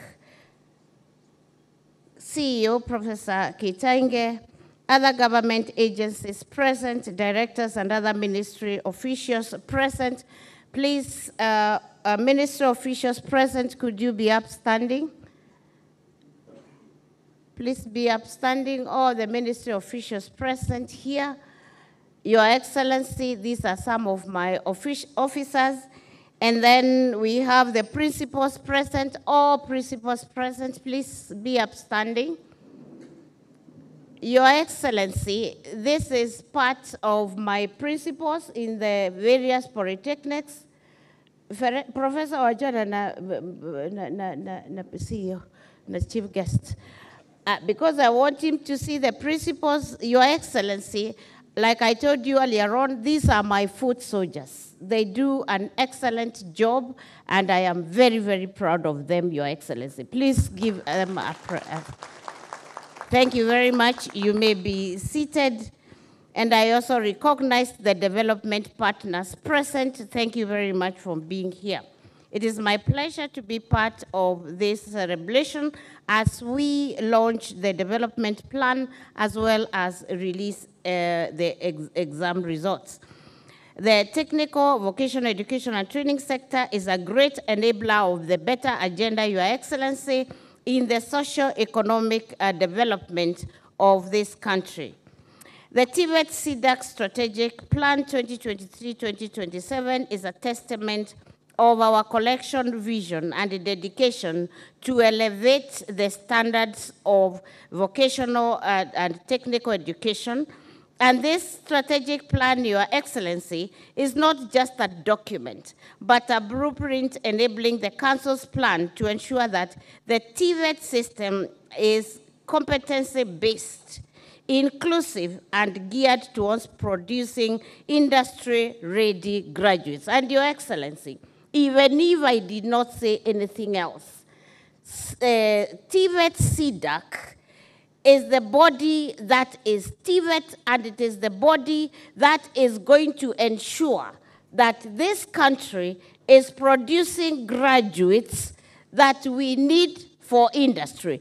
Graduates, Your Excellency, that are not just being trained for the sake of being trained, but they are being trained with an end in mind. Your Excellency, we are no longer in the business of training and just graduating students. We are in the business of training, examining, and certifying students to go somewhere. And Your Excellency, we are aware that the bigger government where you belong is helping us to even acquire international spaces, as we were discussing earlier on, and this is actually anchored in your ministry, to get us international spaces also where our young people can end up. So, Your Excellency, we are in the business of ensuring that whether in this country, in this continent, or internationally, the people that we are admitting, training, examining, and certifying are people who are well fit in any of these spaces across the world. And Your Excellency, today, as you are present with us here, we want to commit and recommit that that is our business for this country. I extend, therefore, my sincere gratitude to TVET CDAC because they are doing an excellent job. I want to be very fast. I want to commend the CEO, TVET CDAC, Professor Kisiro Kitenge, therefore, TVET CDAC staff and council members and all stakeholders for the great job that you are doing for the TVET sector. Indeed, had the curricula not been developed and implemented, we would not be sitting here today. I also want to congratulate all the trainees who have gone through the training and have been able to work with us to get to this end. In a special way, I have appreciated the Governing Council led by Professor Ferenc. They are doing a tremendous job, and we would like to encourage them to be able to continue doing that job. Ladies and gentlemen, as we look forward to the future, let us remain focused on our vision of a vibrant TVET sector that contributes to the socio-economic transformation of this country. Together, we can create a future where every learner has an opportunity to realize to realize their full potential and contribute meaningfully to the development of this country, like I've already said. Let us continue to work together in the spirit of collaboration. And Your Excellency, now that you are here with us today, we would want to invite you to this collaboration of TVET, so that, Your Excellency, we work together with your foreign space and other spaces to ensure that the youth that are even making some noise outside here, probably because they are not properly engaged, Your Excellency, if we continue to work together, we can ensure that these youth are better engaged. Let me also take this opportunity to invite you, Your Excellency.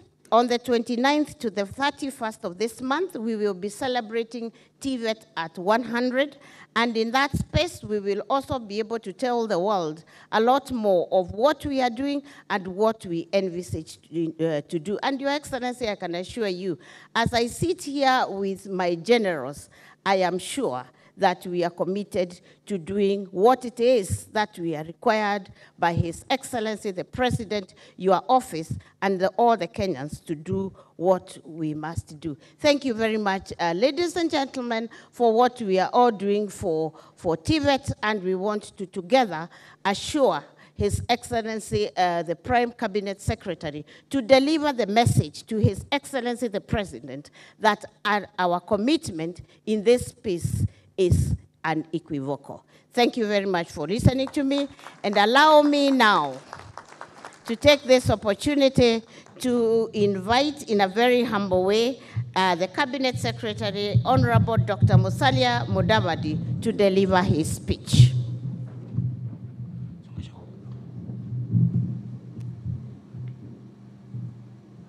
Thank you, Madam. Thank you. Please be seated.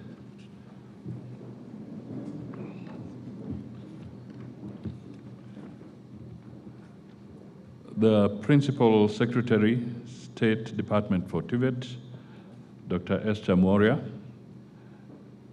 the TVET SADC Council Chairman, Professor Ahmed Faraj, TVET SADC Council members, the CEO, Professor Kisilu Kitiange, CEOs of other government agencies present, directors and other ministry officials, development partners present, and the various heads of institutions who are here.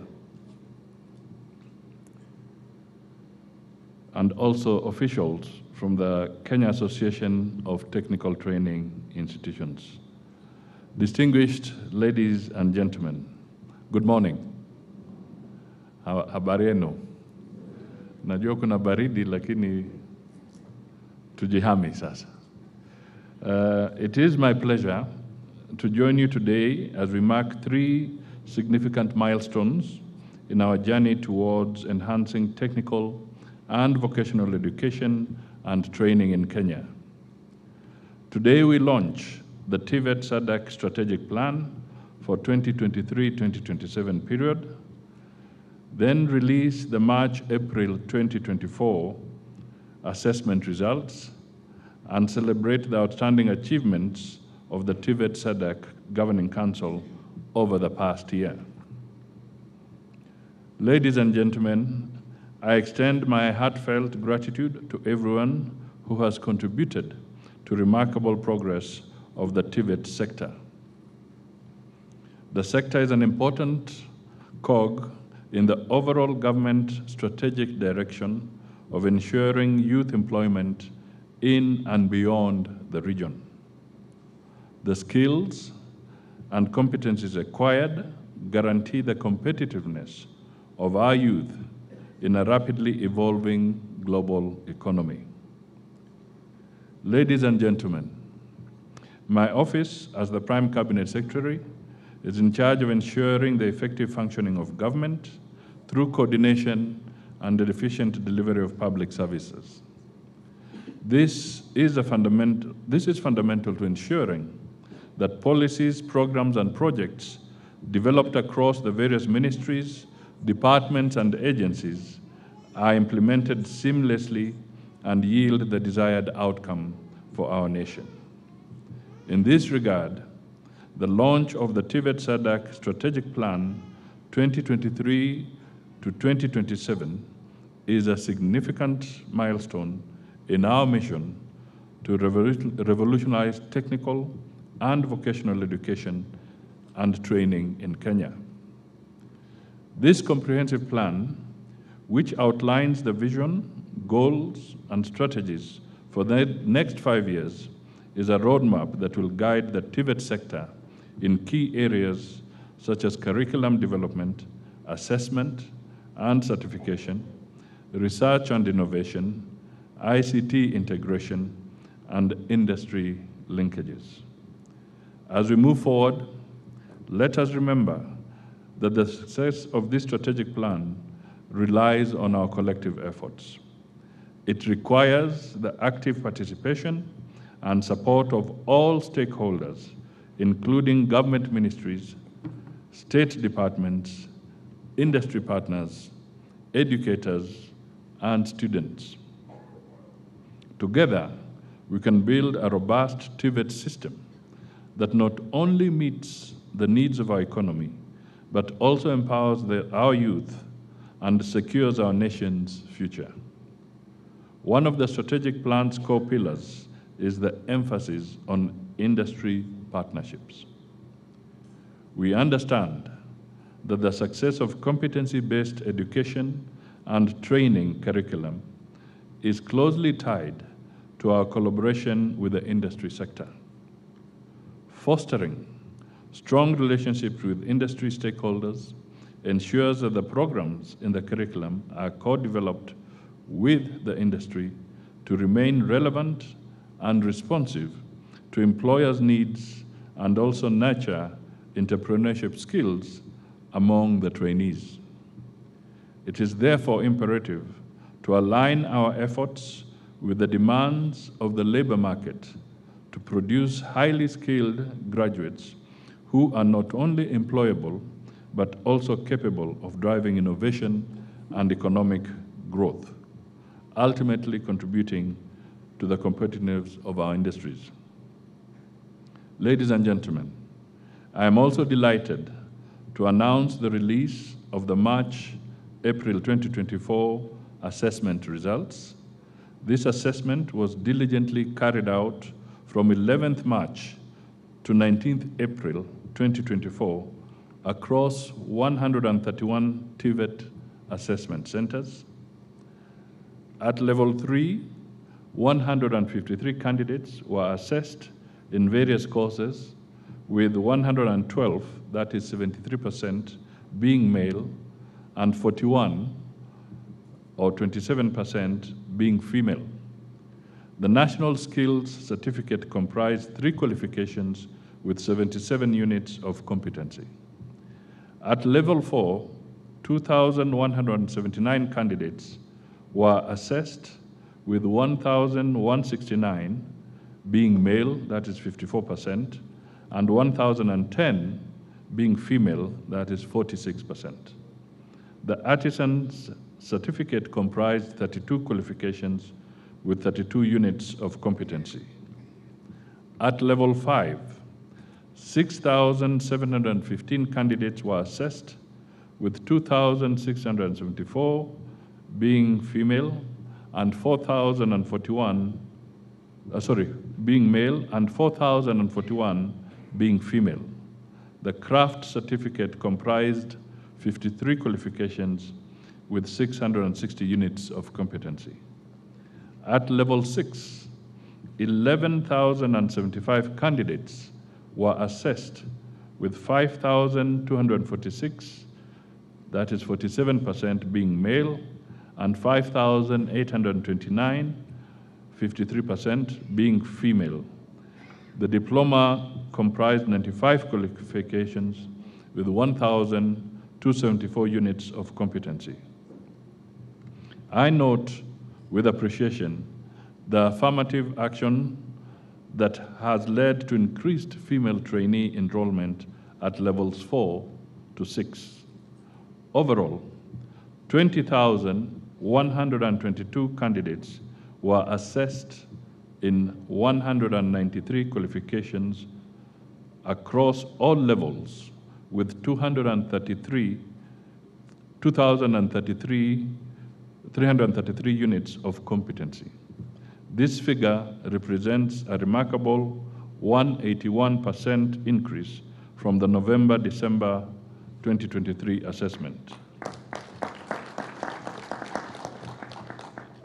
I want to commend the Office of the Principal Secretary, TVET, for this exponential growth of candidature and evidence of the successful implementation of the competency-based curriculum. Ladies and gentlemen, let me talk a little bit about reinstatement of TVET SADC in 2023 through a cabinet resolution can be attributed to these milestones we are celebrating today. The visionary leadership of the TVET SADC Governing Council over the past year has been instrumental in driving the reforms and initiatives that have elevated the standards of technical and vocational education and training in our country. From developing competency-based curricula to implementing assessment frameworks, your contributions have laid a strong foundation for the future, and for that, I commend you. As you look ahead, you must continue to build on these achievements and strive for even greater heights. I am confident that with your collective efforts, you can realize your vision of a world-class CBT system. Let us remain steadfast in our commitment to excellence, innovation, and inclusivity.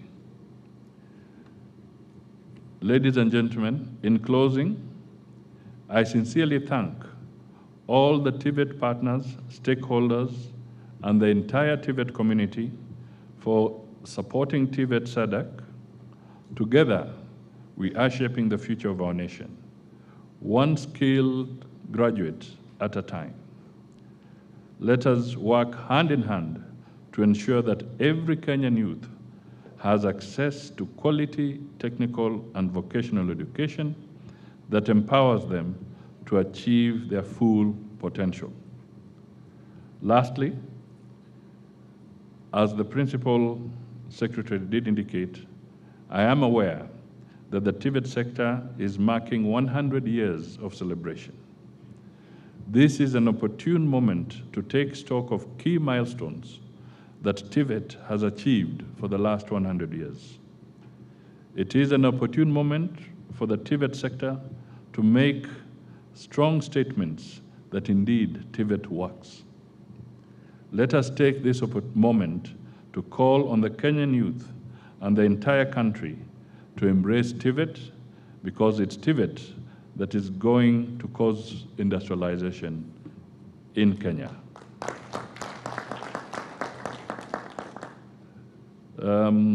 Let me, just before I conclude, let me emphasize 2 points. One, that before I came to the podium here, the last call I received was from the President of the Republic of Kenya. And when I told him why I was here, he was extremely excited, even in these challenging moments. Because he's a very, very passionate advocate of what you good men and women are doing for this country. So I want to assure you of his total support, maybe reassure you, not assure you, reassure you of his total support for what you're doing, because this is what you might call the fast lane to addressing the challenges of unemployment that is a big dilemma for the young people of this country. It is the fast lane, and therefore we heavily rely on you. I also want to commend the Principal Secretary. I don't have to tell you, I'm sure you can see it for yourself. She's a very passionate advocate of this cause. She speaks eloquently and very clearly, and precisely when she's conveying a message.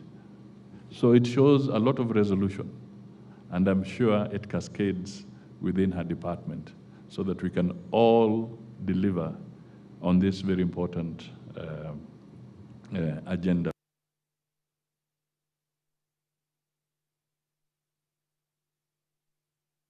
With you for the young people who will be taking up opportunities outside our borders.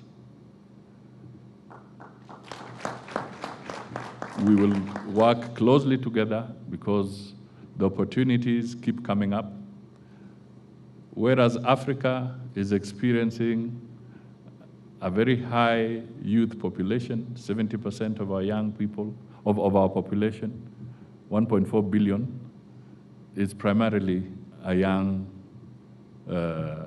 population. Other parts of the world are experiencing a crisis of an aging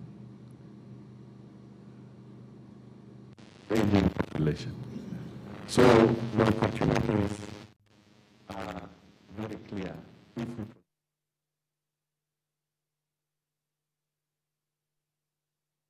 The people we produce in our country.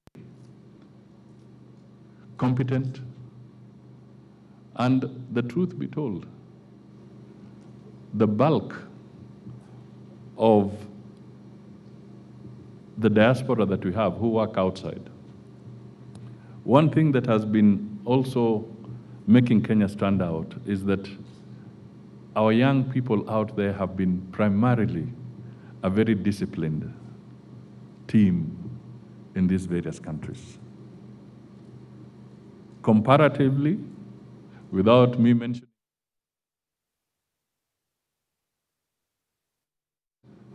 who would you prefer?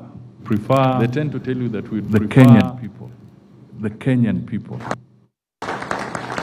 to take up assignments in their spaces or in their countries.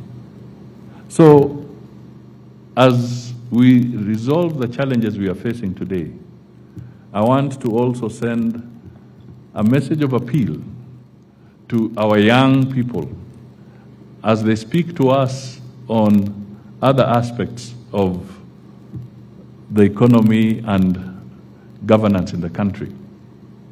I also appeal to them that also do not undermine the credentials of a disciplined youth that emerges from Kenya. Let us not also undermine our own credentials. We have achieved something through our young people as being disciplined, focused. Let us also make sure that that specific strength or attribute is not undermined by our actions that do not reflect discipline as we go forward. It could have an impact on the great opportunities that we are providing both outside and even internally. We must not scare potential industrialists on the ability of our young people and the character of our young people. It is important that that remains a pivotal aspect of where we want to go.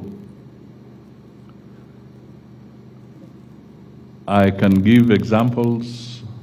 Right now, Germany, through their parliament, have said they have a gap of about 250,000 unskilled people. Skilled people. They want to recruit globally. Let Kenya provide maybe the bulk of that. And bilateral agreements are being negotiated. Labor agreements are being negotiated to that. We have other agreements within the European Union and others we're about to conclude another one with the United Arab Emirates, SEPA. And we are in motion with other Gulf states as well, anchoring a proper legal framework that will support our young people as they go into some of these places. There's a program that is also running as we speak where the UK, for instance, has been coming in, and so far they have taken close to 2,000 young people in the agricultural sector in the United Kingdom. And they are now saying that this is a place. Only a few weeks ago, they were here again going through a recruitment process because there's good talent here. So you are laying the base and the foundation for a very strong engagement. But as we look outside, we must also not lose sight of the fact that at the end of the day, most of the jobs will be home-based. The bulk of the jobs will still be here in Kenya. And therefore, we must collectively work together so that industry can expand, agriculture can expand, the technological ICT space can expand, and other areas, so that the absorption, the greater absorption, remains here. Because we also need those young men and women to work here, anchored by those who get opportunities outside. So we all have a challenge, and I can I can tell you that as we reform, as we put the corrective measures in place going forward, our key anchor must be peace and stability, so that that environment can be conducive for everybody to go about their activities. It is easy to take it for granted, but I can tell you there's no peace in Sudan today. They are scattered. 23 million people, or 25, are facing a serious humanitarian crisis and total hunger.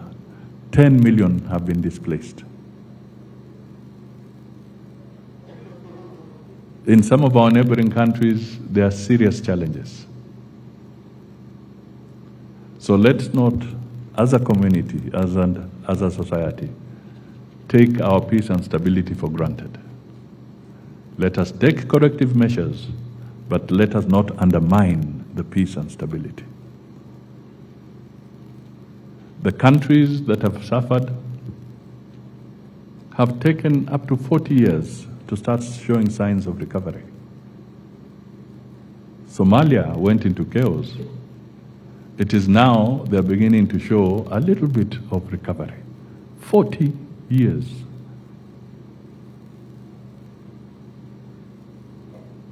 So if you're a young person today and your country does not recover in 40 years, if you are 18, or if you are 20, and your country is thrown into turmoil for the next 40 years,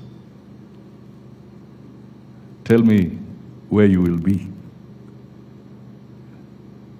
So it is important that we look at it more broadly, and we encourage our young people as we express ourselves that there must be a clear indication that peace and stability are critical.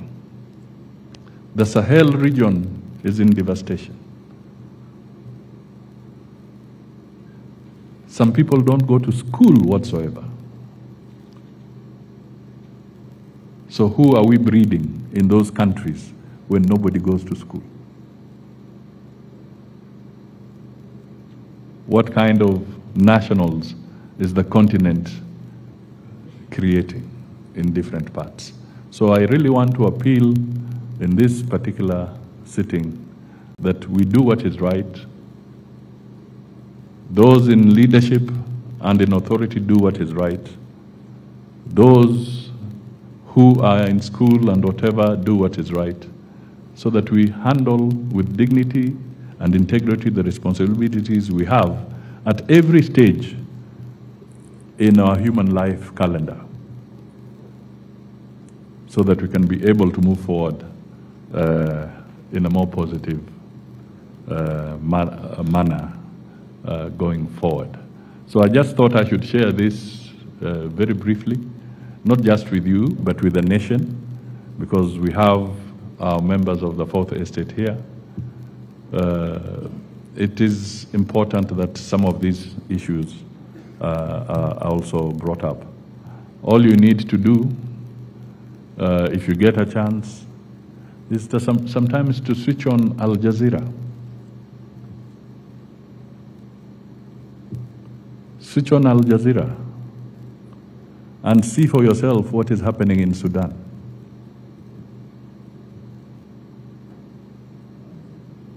It is very, very disheartening and very sad. We may think it's a game, but just go and switch it on and see for yourself.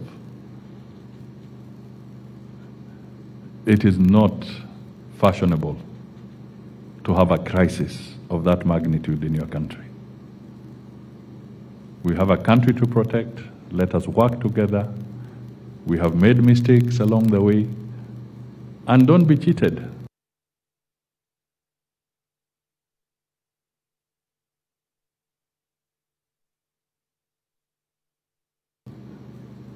For as long as you're a human being, once in a while you stumble.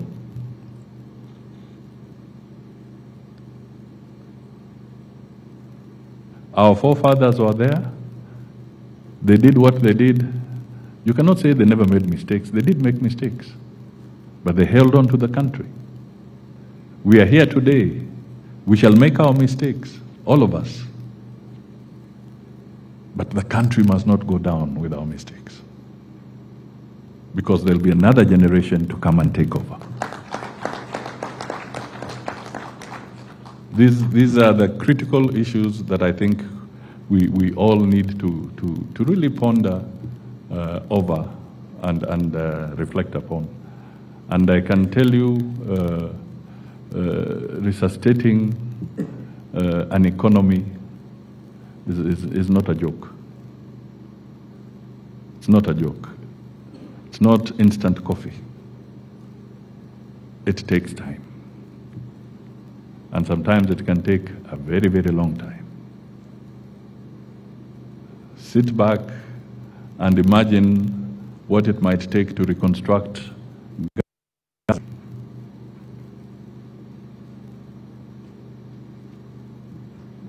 We must reflect on some of those things. So as we move forward, what happens? We must also look at the young people you are training in the Tibets here. The truth be told, some of them are self-employed. They are making their beds. They are making furniture in certain aspects of our cities and our urban areas. Now, just imagine you as a TVET, you have done your graduate, you've done your best, you've taken time, you've designed your bed, or you've designed a piece of furniture, and come and damage it, and ruin it. You have spent money, perhaps you have, it's on credit, financial institution or society. Those guys will not wait for you. They'll want their payment. But somebody somewhere has just come and damaged it. That's not right. Even if we are expressing ourselves, why are you impoverishing the young men and women who are the Tibet? Because the truth be told, at my age, Musalia Mudavadi, I am now old, I cannot learn that skill. I would be a very slow operator of the kind of skills that you're dealing with. So who are you undermining when you hit at those places? You're undermining the young people of this country. Not Musalia Mudavadi, the young people. So I thought that sometimes we should not shy away from speaking to some of these issues, but in a sober manner so that we all reflect on them. We take criticism as it comes, we learn from it, but always a moment of meditation, taking a step back and reflecting.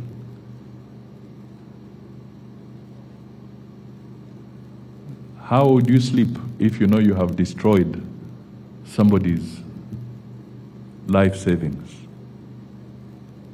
Another young person's life savings. How do you sleep? Does it feel good? I don't know. But I think I would have nightmares if I know I have been destroying my sister's or my brother's business enterprise in Chavakali, or in Kakamega, or in Nyeri, or in Lunga Lunga, or in Isbania. So let's take a moment as a country and reflect on some of these issues. So ladies and gentlemen, it is now my opportunity to say that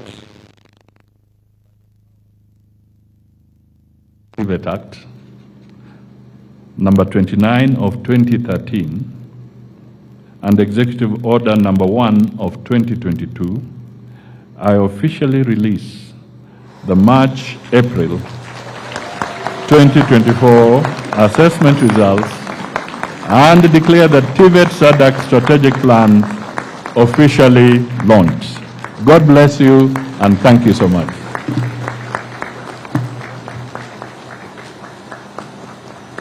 Good. So what do we do next?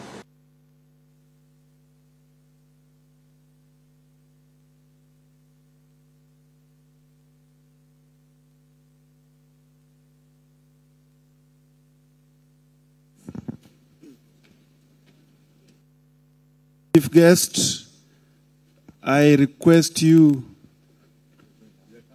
yes, to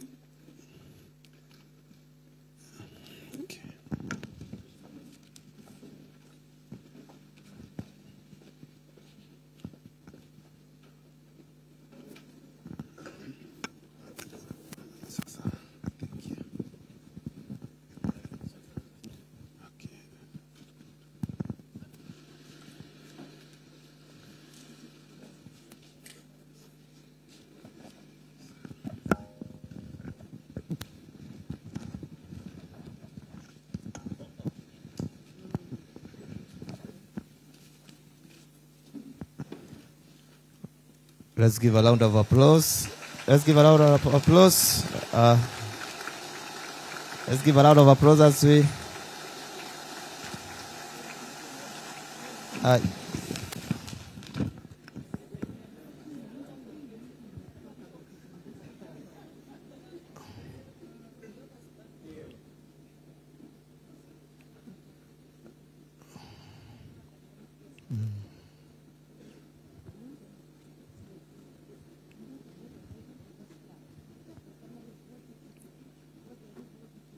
So we have the strategic plan handed over to the chief guest. A round of applause for that.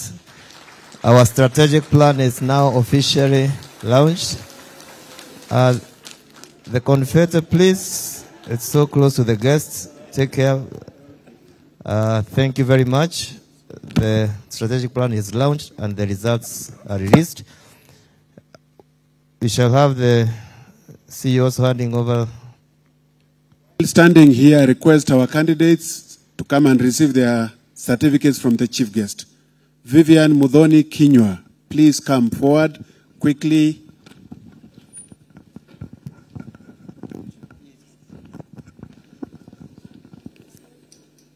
Eric Waboba Jomo, come and receive your certificate from the chief guest.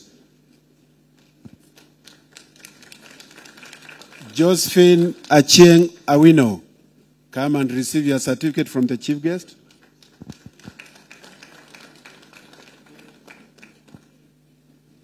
Victor Kibet, please come and receive your certificate.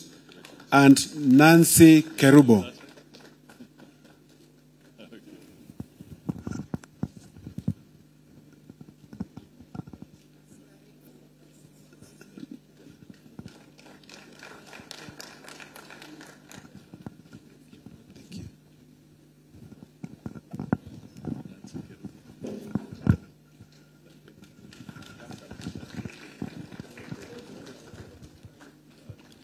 A lot of applause for that also.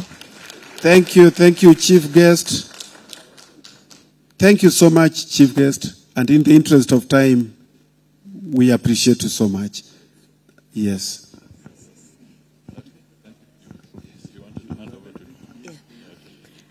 Thank you very much, Your Excellency. This has been tremendous. And in the interest of time, we will request you to just cut that cake, Your Excellency, just with a knife, so that Siopanga. Yes, Your Excellency, this is to celebrate the Council for having existed for 1 year, and we commend them, and let us give them a loud clap. Thank you very much, Your Excellency, and congratulations to the Council. Please continue doing a perfect job, Professor Ferrej and company. Thank you very much, Your Excellency.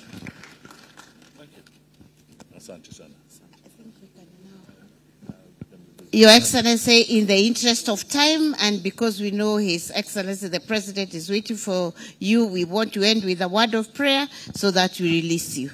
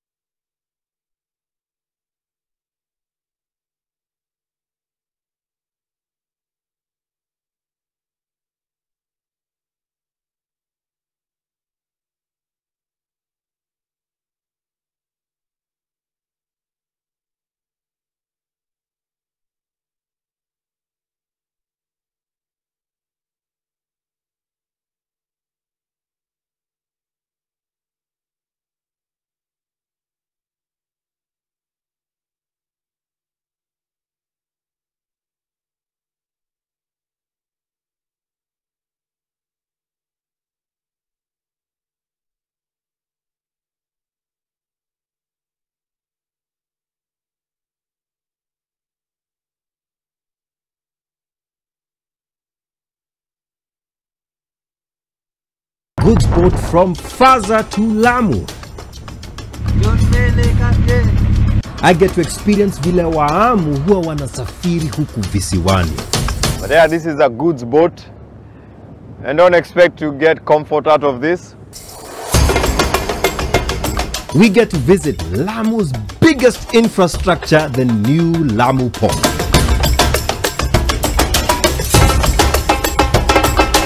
I get to go on board a unique tugboat. Hii hapa unaweza fanya cooking show. Hapa una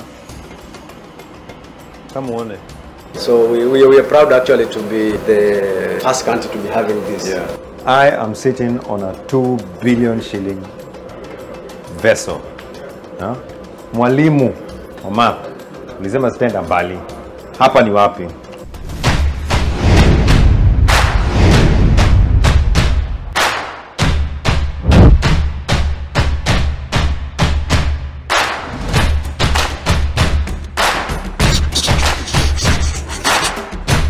Our last day doesn't start with a sunrise or birds chirping. Tumeamshwa saa 10 ili tukapande boat.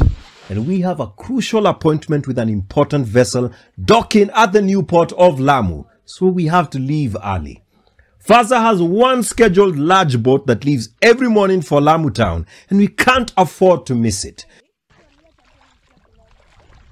Because the tide is low in the morning, the boat is anchored in the deep sea off the island. To get to it, we have to use a small boat. After about 20 minutes, we are in the big boat. This vessel is not one of those fancy cruise ships where one can get a comfy suite with a bed. Hii ni boat ya mizigo, na mizigo huwa ilali kwa kitanda, inalishwa chini.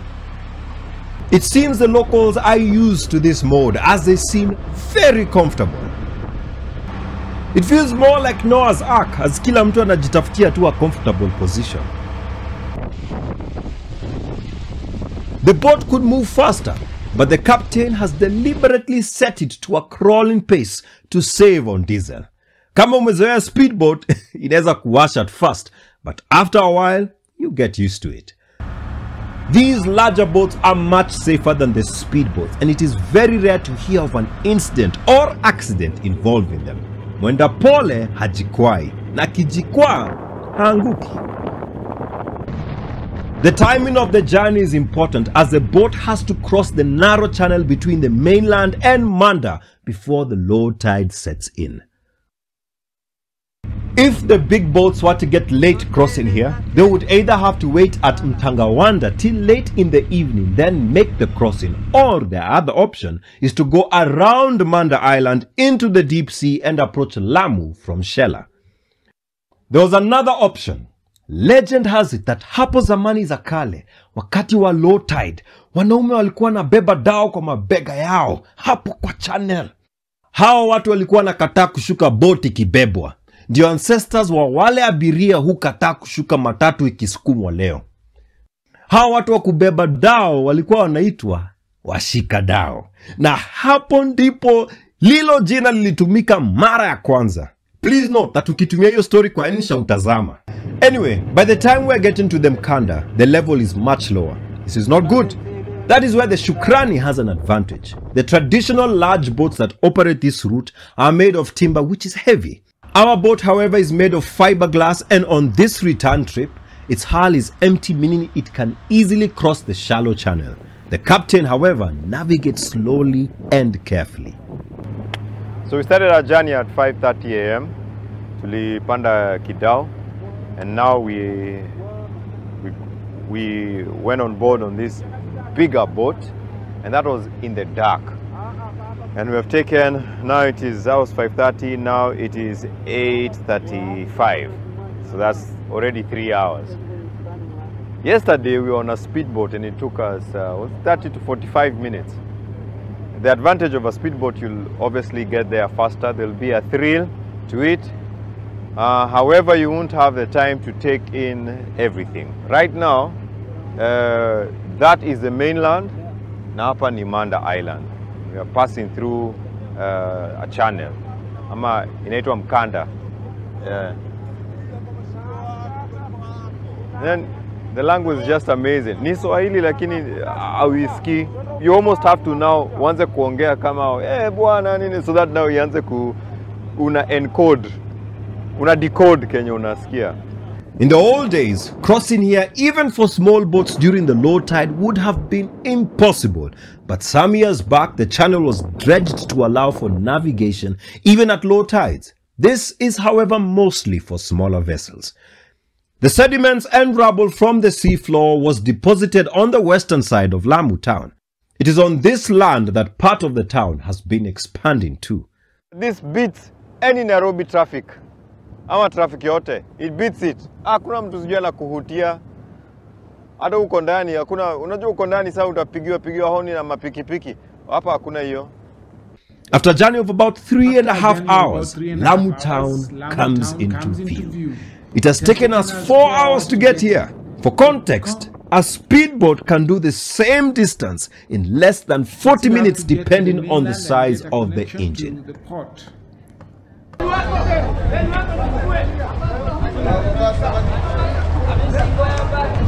We still have to get to the mainland and get a connection to the port. We take a boat to Mokowe, then a bus to the port.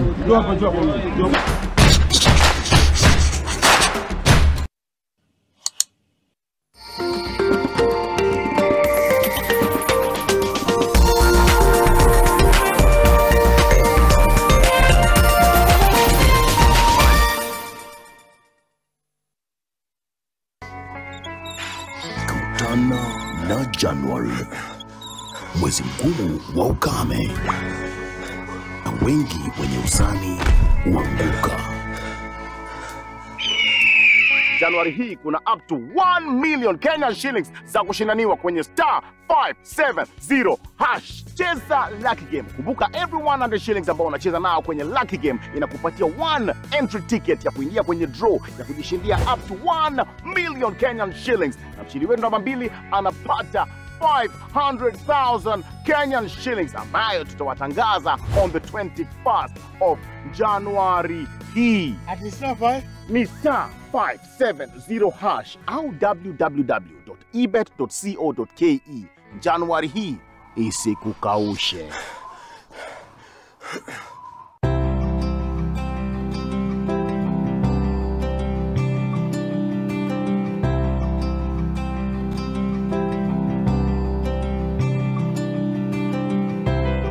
When you're finally released from pain, that moment when you start to get back to ordinary, and ordinary feels amazing.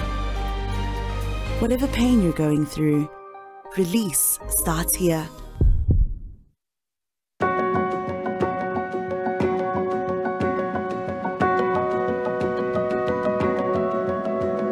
There's a kind of bank assurance intermediary that really allows you to relax because you know you'll be good. That's Coop Bank Assurance Intermediary for you. Get covered real good through Coop Bank Assurance Intermediary.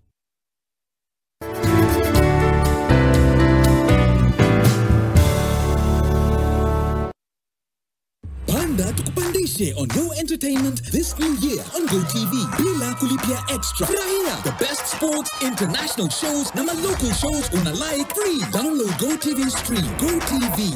Love it.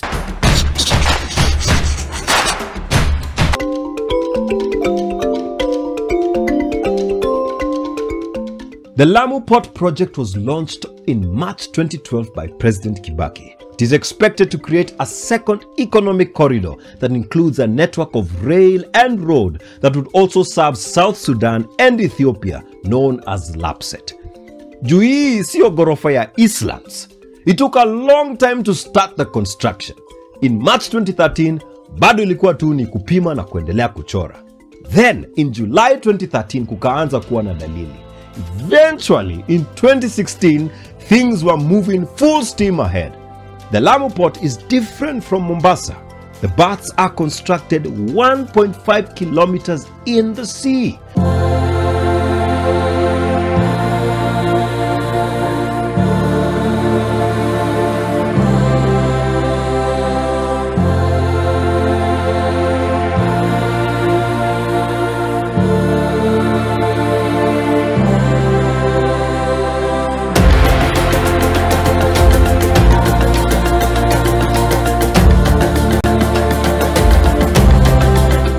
leo asubuhi we were in a Kidao. Alafu we found a bigger boat. Tukafikiri saa tumefika. But surely, unaona ile pale? I know it looks small right now.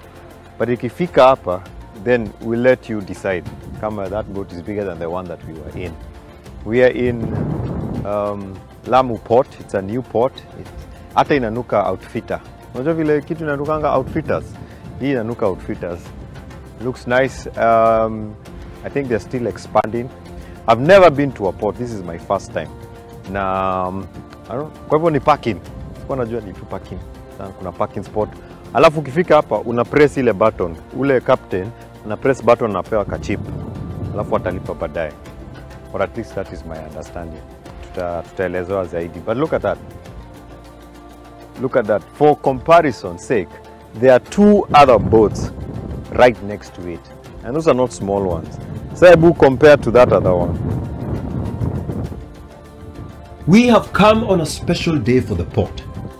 It is receiving the first grain ship carrying relief food that is meant for Kenya, Somalia, and southern Ethiopia. Kwa sababu it is an important docking, the port authorities want everything to go well. Security is tight. Very tight. There are also 2 Navy gunboats escorting the vessel. Guiding the ship is not 1 but 2 tugboats. Today the smaller MV Pate is getting help from a new arrival from Mombasa. When we got to Lamu, tulifika kama tumeshuka tukiendanga, but this is a big ship coming from a foreign country, so there is a lot of protocol.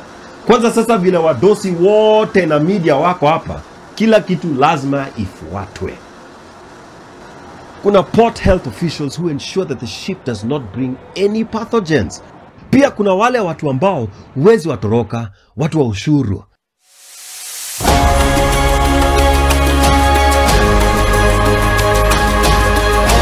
Wacha tuseme tu, kabla meli haijashukisha mizigo, na kuanga process.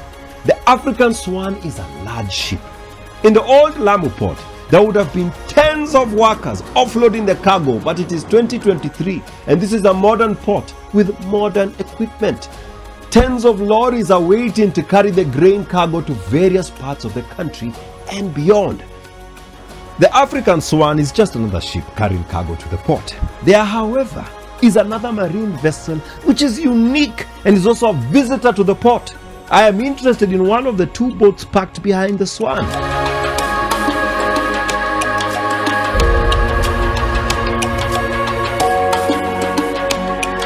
This is the Mokozi 2, berthed beside the Pate. It is the crown jewel of the tugboats in the KPA fleet. It has twin exhausts that would be the envy of any Subaru owner. Watu Subaru, unaona vile twin exhausts za engine kubwa huka. Wacho uto tu pipe, tujue tunafanyanga tu makelele huko kwa maesto. Kelele! In the Lamu heat, it feels so good to enter an air-conditioned room. Hello. Hello, how are you? Habari. Nzuri sana, karibu. Sana. Yeah, nimesikia wewe ndio captain. Hapa. Yeah. How unique is it that this boat is here with us? And yeah. This tugboat Mokozi? Yeah. Oh yeah, this is a unique tugboat actually because it's a harbor operations tug, and at the same time it's a salvage tug, and used to assist vessels that have had issues in high seas, incidents, or they have run aground. Within the Eastern Central Africa, it's understood to be the largest vessel that is around, for which can work double the jobs. Can do harbor operations and salvage tug at the same time. So we are proud actually to be the first country to be having this. Yes. Oh, we are the first country. Yes, to have this, this type of vessels. We have salvage tugboats, but they are uniquely serving salvage issues. Okay. Yes, but this one now serves both. You see now it has served this vessel in the morning. And any other incident occurring for salvage, it's ready, equipped with salvage equipment. Yes. Salvaging in marine operations means rescue of a ship or its cargo on navigable waters from a peril that if the rescuer had not come would have led to great loss. Hiyo mnajua tu nimesoma kwa internet, si ndio? And what does that mean for us as a country that we have this? That we are the only, yeah. Okay, that's a good question. Yeah. Like, ships calling to Kenya. Now they are actually at the back of their heads, they know that, God forbid, an incident occurring. Yeah. Kenya will be ready to serve them. Their vessels can be assisted with the minimal damage. Because we apart from the other boats which can also do salvage duties, but this one is mainly equipped for salvage operations. So at least they are confident they are visiting a country that they know they are way ahead. And in the past, there have been issues where, because now this boat wasn't here before, so have there been issues? Yeah, we have had several salvage issues. We have served one in Kilifi, we have served one in Mombasa, and I think the others that was served before was even employed, because it's not a job that has been just done recently. This vessel can not only tow ships but also put out fires. I am sitting on a 2 billion shilling vessel. Mwalimu wa math nilisema sitaenda mbali. Hapa ni wapi? Hapa ni wapi? Hata niko kwa boat na hata situmii kijiti, ni ma buttons na ma knobs na ma systems. So what does one get with that money? Don't let looks fool you. This boat is like an iceberg. There's still a lot more of it below the surface. I now want to go in the decks below to explore. It is going down 2 floors from the top. This boat has a crew that continually lives in it. After all, it is an emergency vessel. Hii hapa unaweza fanya cooking show. Hapa kama uone, hii ni mafish. Kuna maji. The engineer's room. We have another one on Ukoju. This is one of them. Hii ni starehe. Below the decks is where the power of the vessel lies. To be able to rescue large ships, this tugboat needs big engines, very big engines. There are 2 engines that give a combined output of 7,000 horsepower. For context, that is about 224,000 cc's, or the combined power of about 220 Vitz or 110 Subaru Foresters. Here, they desalinate the water so that they can have fresh water. So wanachukua maji ya ocean, wanatoa hiyo chumvi inakuwa fresh water, and then they supply it to the ship. And then there are tanks right there where imeandikwa FW, that's fresh water tanks. Na hapa sasa nimeambiwa this is where they treat their sewage. So si ati tu wanamwaga sewage yao ndani ya ocean. There's a treatment that goes through, there's a process that's automated so that as they're releasing it, it does not pollute the ocean. This is good technology. It generates enough power to run like the normal power you have in your homes. It is not a luxury yacht, but it sure is a great place to work in. Yani mali unafanya kazi ndio unalala. Wacha tu. Unlike Mombasa, the Lamu port has more space for expansion, and if the plan is followed, it will have 30 more berths, making it the largest deep water port in sub-Saharan Africa.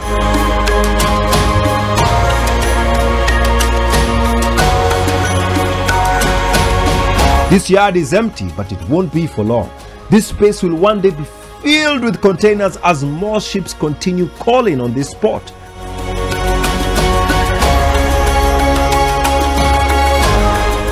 The Lamu port is in a strategic place to position itself as a regional transit port, as it is situated between the north and south coast of Africa. Plus, it can take larger ships. Na hapa hakuna jam. Kwanza vile sahihi kamenuka hapo Red Sea karibu na Yemen. With vessels like the Mokozi 2, more ships would feel more confident in using Kenyan ports like Lamu. Perhaps one day, the Lamu port will be the Singapore port of Africa. In November 2023, Lamu had another unique ship visiting for the first time. The SH Diana was the first cruise ship to visit Lamu. It even made it to the national news.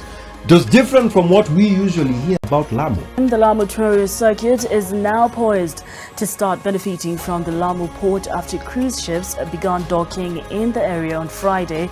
One day maybe tens or even hundreds of these ships will make this place their port of call. It is evening and we are back in Lamu town. We are just in time to find Shukrani getting loaded for the return trip. So we are back. Ile boat ilitutoa huko Faza ikatuleta hapa Lamu town. It's called Shukrani. And now as you can see the boat that we were using na tulikuwa passengers hapa wamejaa. Passengers wamebadilika. Nao wako hao ni afadhali wanaweza kaa pamoja. Hawatakorofishana. Na wamejaa. So it's like we explained, it's a goods boat. And so now this is its main purpose, but also serve sometimes car kubeba passengers. Nani jioni, so it brought us in the morning. Na sasa inaenda saa moja. It's like kama tuseme 1.5 hours na boat itakuwa inaenda. Saa sita itakuwa Faza. Na huyu ndio captain wetu.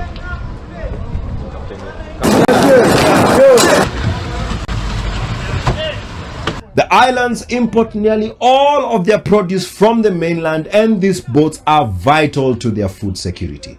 The bridge is simple, the engine is small, but the Shukrani and the other boats that ply the island routes are very important to the many islanders. From donkeys manually transporting goods to giant vessels bringing tons of cargo, it really is a place of contrasts. It is true there are insecurity issues in parts of the county, especially those near the border with Somalia. But this is still not hindering progress. The Lamu port is not a panacea though. It has brought some challenges to the environment and the surrounding community. The construction process has affected the marine life and the fishing business for some of the residents. As Lamu grows, more people are settling here, and these once small towns are having to deal with the challenges that affect major urban centers like solid waste disposal. Lamu imetoka mbali, literally, na inaenda mbali. There's still a lot of undeveloped land, and we hope that planning will be done well for the future of Lamu City. Lamu faces many challenges, but despite all of this, it is a great place to visit.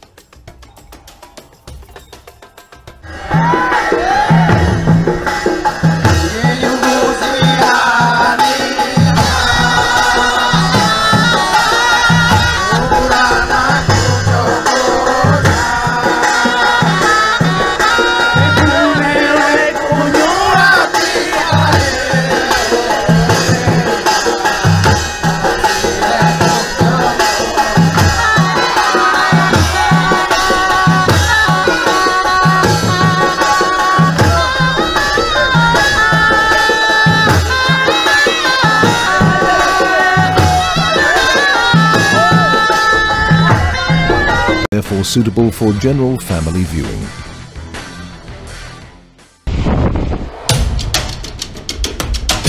This week on Twende, we travel in a goods boat from Faza to Lamu. I get to experience vile Waamu huwa wanasafiri huku visiwani. But yeah, this is a goods boat, and don't expect to get comfort out of this. We get to visit Lamu's biggest infrastructure, the new Lamu port.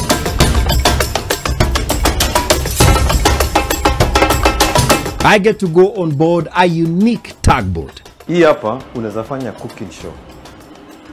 Hapa kama uone. So we are proud actually to be the first country to be having this. Yeah. I am sitting on a 2 billion shilling vessel. Mwalimu mama ulisema sitaenda mbali. Hapa ni wapi?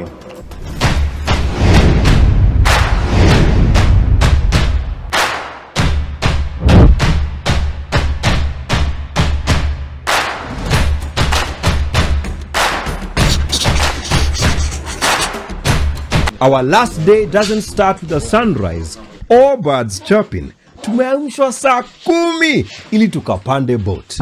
And we have a crucial appointment with an important vessel docking at the new port of Lamu, so we have to leave early. FASA has one scheduled large boat that leaves every morning for Lamu Town, and we can't afford to miss it. Because the tide is low in the morning, the boat is anchored in the deep sea off the island. To get to it, we have to use a small boat. After about 20 minutes, we are in the big boat.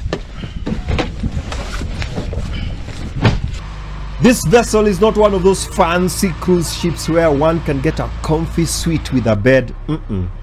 Hii ni boat ya mizigo, na mizigo huwa ilali kwa kitanda, inalishwa chini. It seems the locals are used to this mode as they seem very comfortable. It feels more like Noah's Ark as kila mtu anajitafutia tu a comfortable position. The boat could move faster, but the captain has deliberately set it to a crawling pace to save on diesel. Kama umezoea speedboat, inaweza kuwasha at first, but after a while, you get used to it. These larger boats are much safer than the speedboats, and it is very rare to hear of an incident or accident involving them. Mwenda pole hajikwai, na kijikwaa haanguki. The timing of the journey is important as the boat has to cross the narrow channel between the mainland and Manda before the low tide sets in. If the big boats were to get late crossing here, they would either have to wait at Mtangawanda till late in the evening, then make the crossing, or the other option is to go around Manda Island into the deep sea and approach Lamu from Shela. There was another option. Legend has it that hapo zamani za kale, wakati wa low tide, wanaume walikuwa na beba dao kwa mabega yao hapo kwa channel. Hao watu walikuwa nakataa kushuka boti kibebwa. Ndio ancestors wa wale abiria hukataa kushuka matatu ikisukumwa leo. Hao watu wa kubeba dao walikuwa wanaitwa washika dao. Na hapo ndipo lilo jina lilitumika mara ya kwanza. Please note that ukitumia hiyo story kwa insha utazama. Anyway, by the time we're getting to the Mkanda, the level is much lower. This is not good. That is where the Shukrani has an advantage. The traditional large boats that operate this route are made of timber, which is heavy. Our boat, however, is made of fiberglass, and on this return trip, its hull is empty, meaning it can easily cross the shallow channel. The captain, however, navigates slowly and carefully. So we started our journey at 5:30 a.m. Tulipanda Kidao, and now we went on board on this bigger boat, and that was in the dark. And we have taken, now it is, that was 5:30, now it is 8:35. So that's already 3 hours. Yesterday we were on a speedboat and it took us 30 to 45 minutes. The advantage of a speedboat, you'll obviously get there faster. There'll be a thrill to it. However, you won't have the time to take in everything. Right now, that is the mainland, na hapa ni Manda Island. We are passing through a channel. Ama inaitwa Mkanda. Then the language is just amazing. Ni Swahili lakini hawisikii. You almost have to now uanze kuongea kama bwana nini, so that now uanze una encode, una decode kenye unasikia. In the old days, crossing here even for small boats during the low tide would have been impossible. But some years back, the channel was dredged to allow for navigation even at low tides. This is, however, mostly for smaller vessels. The sediments and rubble from the seafloor was deposited on the western side of Lamu town. It is on this land that part of the town has been expanding to. This beats any Nairobi traffic. Ama traffic yote, it beats it. Hakuna mtu sijui na kuhutia. Hata uko ndani, hakuna, unajua uko ndani sasa utapigiwa honi na mapikipiki. Hapa hakuna hiyo. After a journey of about 3.5 hours, Lamu town comes into view. It has taken us 4 hours to get here. For context, a speedboat can do the same distance in less than 40 minutes depending on the size of the engine.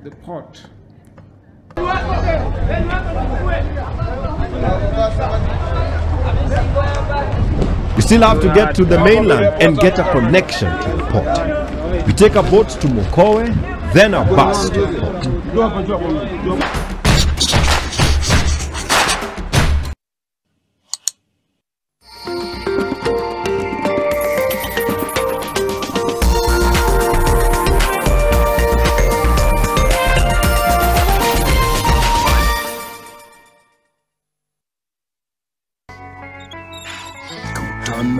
Na Januari, mwezi mkuu wa ukame, na wengi wenye usani huanguka.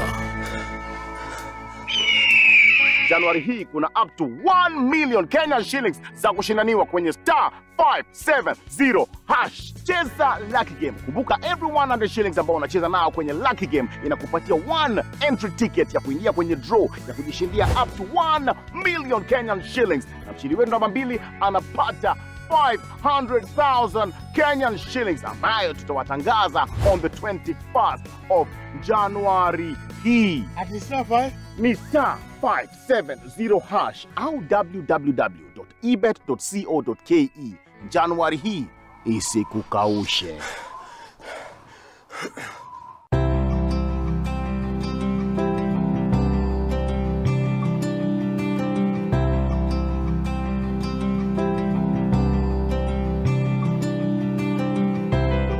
When you're finally released from pain, that moment when you start to get back to ordinary, and ordinary feels amazing.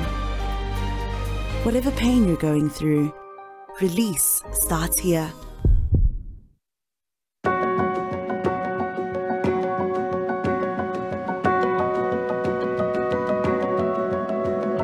There's a kind of bank assurance intermediary that really allows you to relax because you know you'll be good. That's Coop Bank Assurance Intermediary for you. Get covered real good through Coop Bank Assurance Intermediary.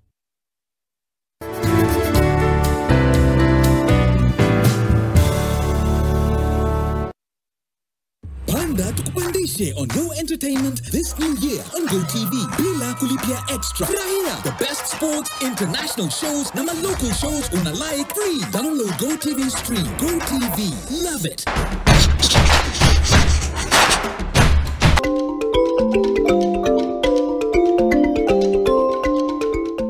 The Lamu Port project was launched in March 2012 by President Kibaki. It is expected to create a second economic corridor that includes a network of rail and road that would also serve South Sudan and Ethiopia, known as LAPSET.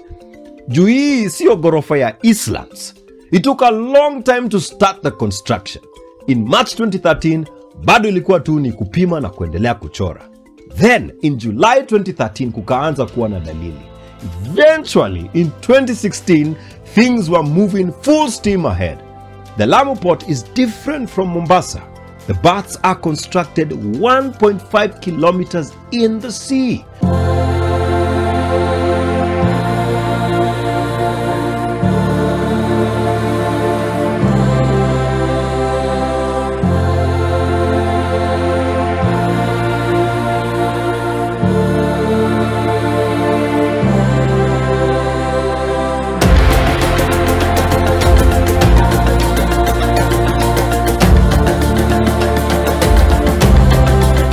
Leo asubuhi we were in a Kidao. Alafu we found a bigger boat. Nikafikiri saa tumefika. But surely, unaona ile pale? I know it looks small right now.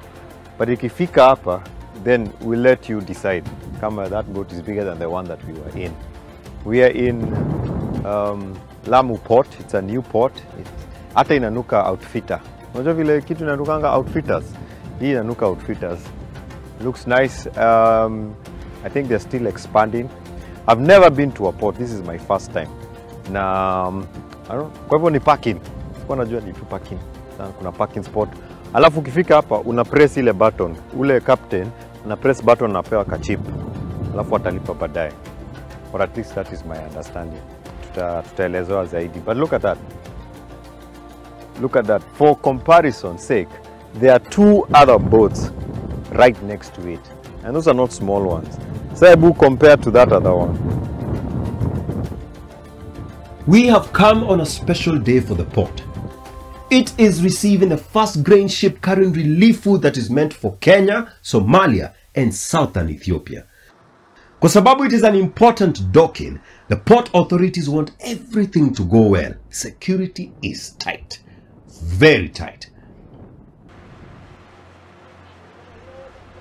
There are also 2 Navy gunboats escorting the vessel. Guiding the ship is not 1 but 2 tugboats. Today the smaller MV Pate is getting help from a new arrival from Mombasa.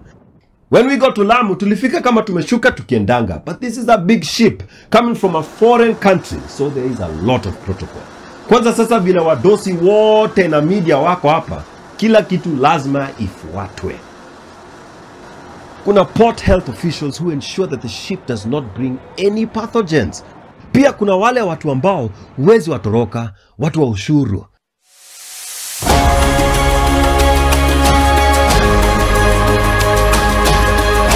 Wacha tuseme tu, kabla meli haijashukisha mizigo, na kuanga process. The African Swan is a large ship. In the old Lamu port, there would have been tens of workers offloading the cargo, but it is 2023 and this is a modern port with modern equipment. Tens of lorries are waiting to carry the grain cargo to various parts of the country and beyond. The African Swan is just another ship carrying cargo to the port. There, however, is another marine vessel which is unique and is also a visitor to the port. I am interested in one of the 2 boats parked behind the Swan.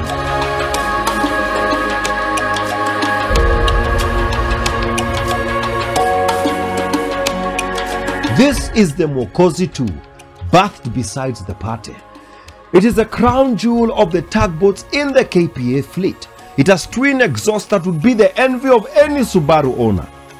Watu Subaru, mnaona vile twin exhaust za engine kubwa huka. Wacha uto tu pipe, tujue tunafanyanga tu makelele huko kwa maesto. Kelele. In the Lamu heat, it feels so good to enter an air-conditioned room. Hello. Hello, how are you? Habari. Nzuri sana, karibu. Sana. Yeah, nimesikia wewe ndio captain. Hapa. Yeah. How unique is it that this boat is here with us and This tugboat Mokozi? yeah. Oh yeah, this is a unique tugboat actually, because it's a hub operations tug, and at the same time it's a salvage tug, and used to assist vessels that have had issues in high seas, incidents, or they have run aground. Within the Eastern Central Africa, it's understood to be the largest vessel that is around, for which can work double the jobs. Can do hub operations and salvage tug at the same time. So we are proud actually to be the first country to be having this. Yes. Oh, we are the first country. Yes, to have this, this type of a vessel. We have salvage tugboats, but they are uniquely serving salvage issues. Okay. Yes, but this one now serves both. You see now it has served this vessel in the morning. And any other incident occurring for salvage, it's ready, equipped with salvage equipment. Yes. Salvaging in marine operations means rescue of a ship or its cargo on navigable waters from a peril that if the rescuer had not come would have led to great loss. Hiyo mnajua tu nimesoma kwa internet, si ndio? Yes. And what does that mean for us as a country that we have this? That we are the only, okay, that's a good question. Like you know, ships calling to Kenya. Now they are actually at the back of their heads. They know that, God forbid, an incident occurring. Kenya will be ready to serve them. Their vessels can be assisted with the minimal damage. Because we apart from the other boats which can also do salvage duties, but this one is mainly equipped for salvage operations. So at least they are confident they are visiting a country that they know they are way ahead. And in the past there have been issues where, because now this port wasn't here. So have there been issues? We have had several salvage issues. We have served one in Kilifi, we have served one in Mombasa, and I think the others that was served before was even employed, because it's not a job that has been just done recently. This vessel can not only tow ships but also put out fires. I am sitting on a 2 billion shilling vessel. Mwalimu, mama, ulisema sitaenda mbali. Hapa ni wapi? Hapa ni wapi? Hata niko kwa boat na hata situmii kijiti, ni ma buttons na ma knobs na ma systems. So what does one get with that money? Don't let looks fool you. This boat is like an iceberg. There's still a lot more of it below the surface. I now want to go in the decks below to explore. It is going down 2 floors from the top. This boat has a crew that continually lives in it. After all, it is an emergency vessel. Hii hapa unaweza fanya cooking show. Hapa una kama uone, hii ni mafish. Kuna maji. The engineer's room. We have another one on Ukoju. This is one of them. Hii ni starehe. Below the decks is where the power of the vessel lies. To be able to rescue large ships, this tugboat needs big engines, very big engines. There are 2 engines that give a combined output of 7,000 horsepower. For context, that is about 224,000 cc's, or the combined power of about 220 Vitz or 110 Subaru Foresters. Here, they desalinate the water so that they can have fresh water. So wanachukua maji ya ocean, wanatoa hiyo chumvi inakuwa fresh water, and then they supply it to the ship. And then there are tanks right there where imeandikwa FW, that's fresh water tanks. Na hapa sasa nimeambiwa this is where they treat their sewage. So si ati tu wanamwaga sewage yao ndani ya ocean. There's a treatment that goes through, there's a process that's automated so that as they're releasing it, it does not pollute the ocean. This is good technology. It generates enough power to run like the normal power you have in your homes. It is not a luxury yacht, but it sure is a great place to work in. Yani mali unafanya kazi ndio unalala. Wacha tu.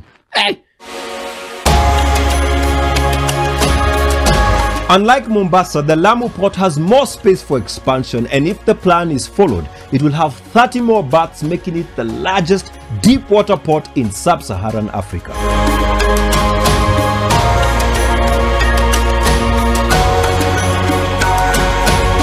This yard is empty, but it won't be for long.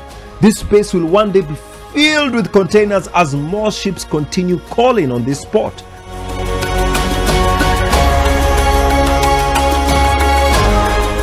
The Lamu port is in a strategic place to position itself as a regional transit port, as it is situated between the north and south coast of Africa. Plus, it can take larger ships. Hapa hakuna jam. Kwanza vile sahihi kamenuka hapo Red Sea karibu na Yemen. With vessels like the Mokozi 2, more ships would feel more confident.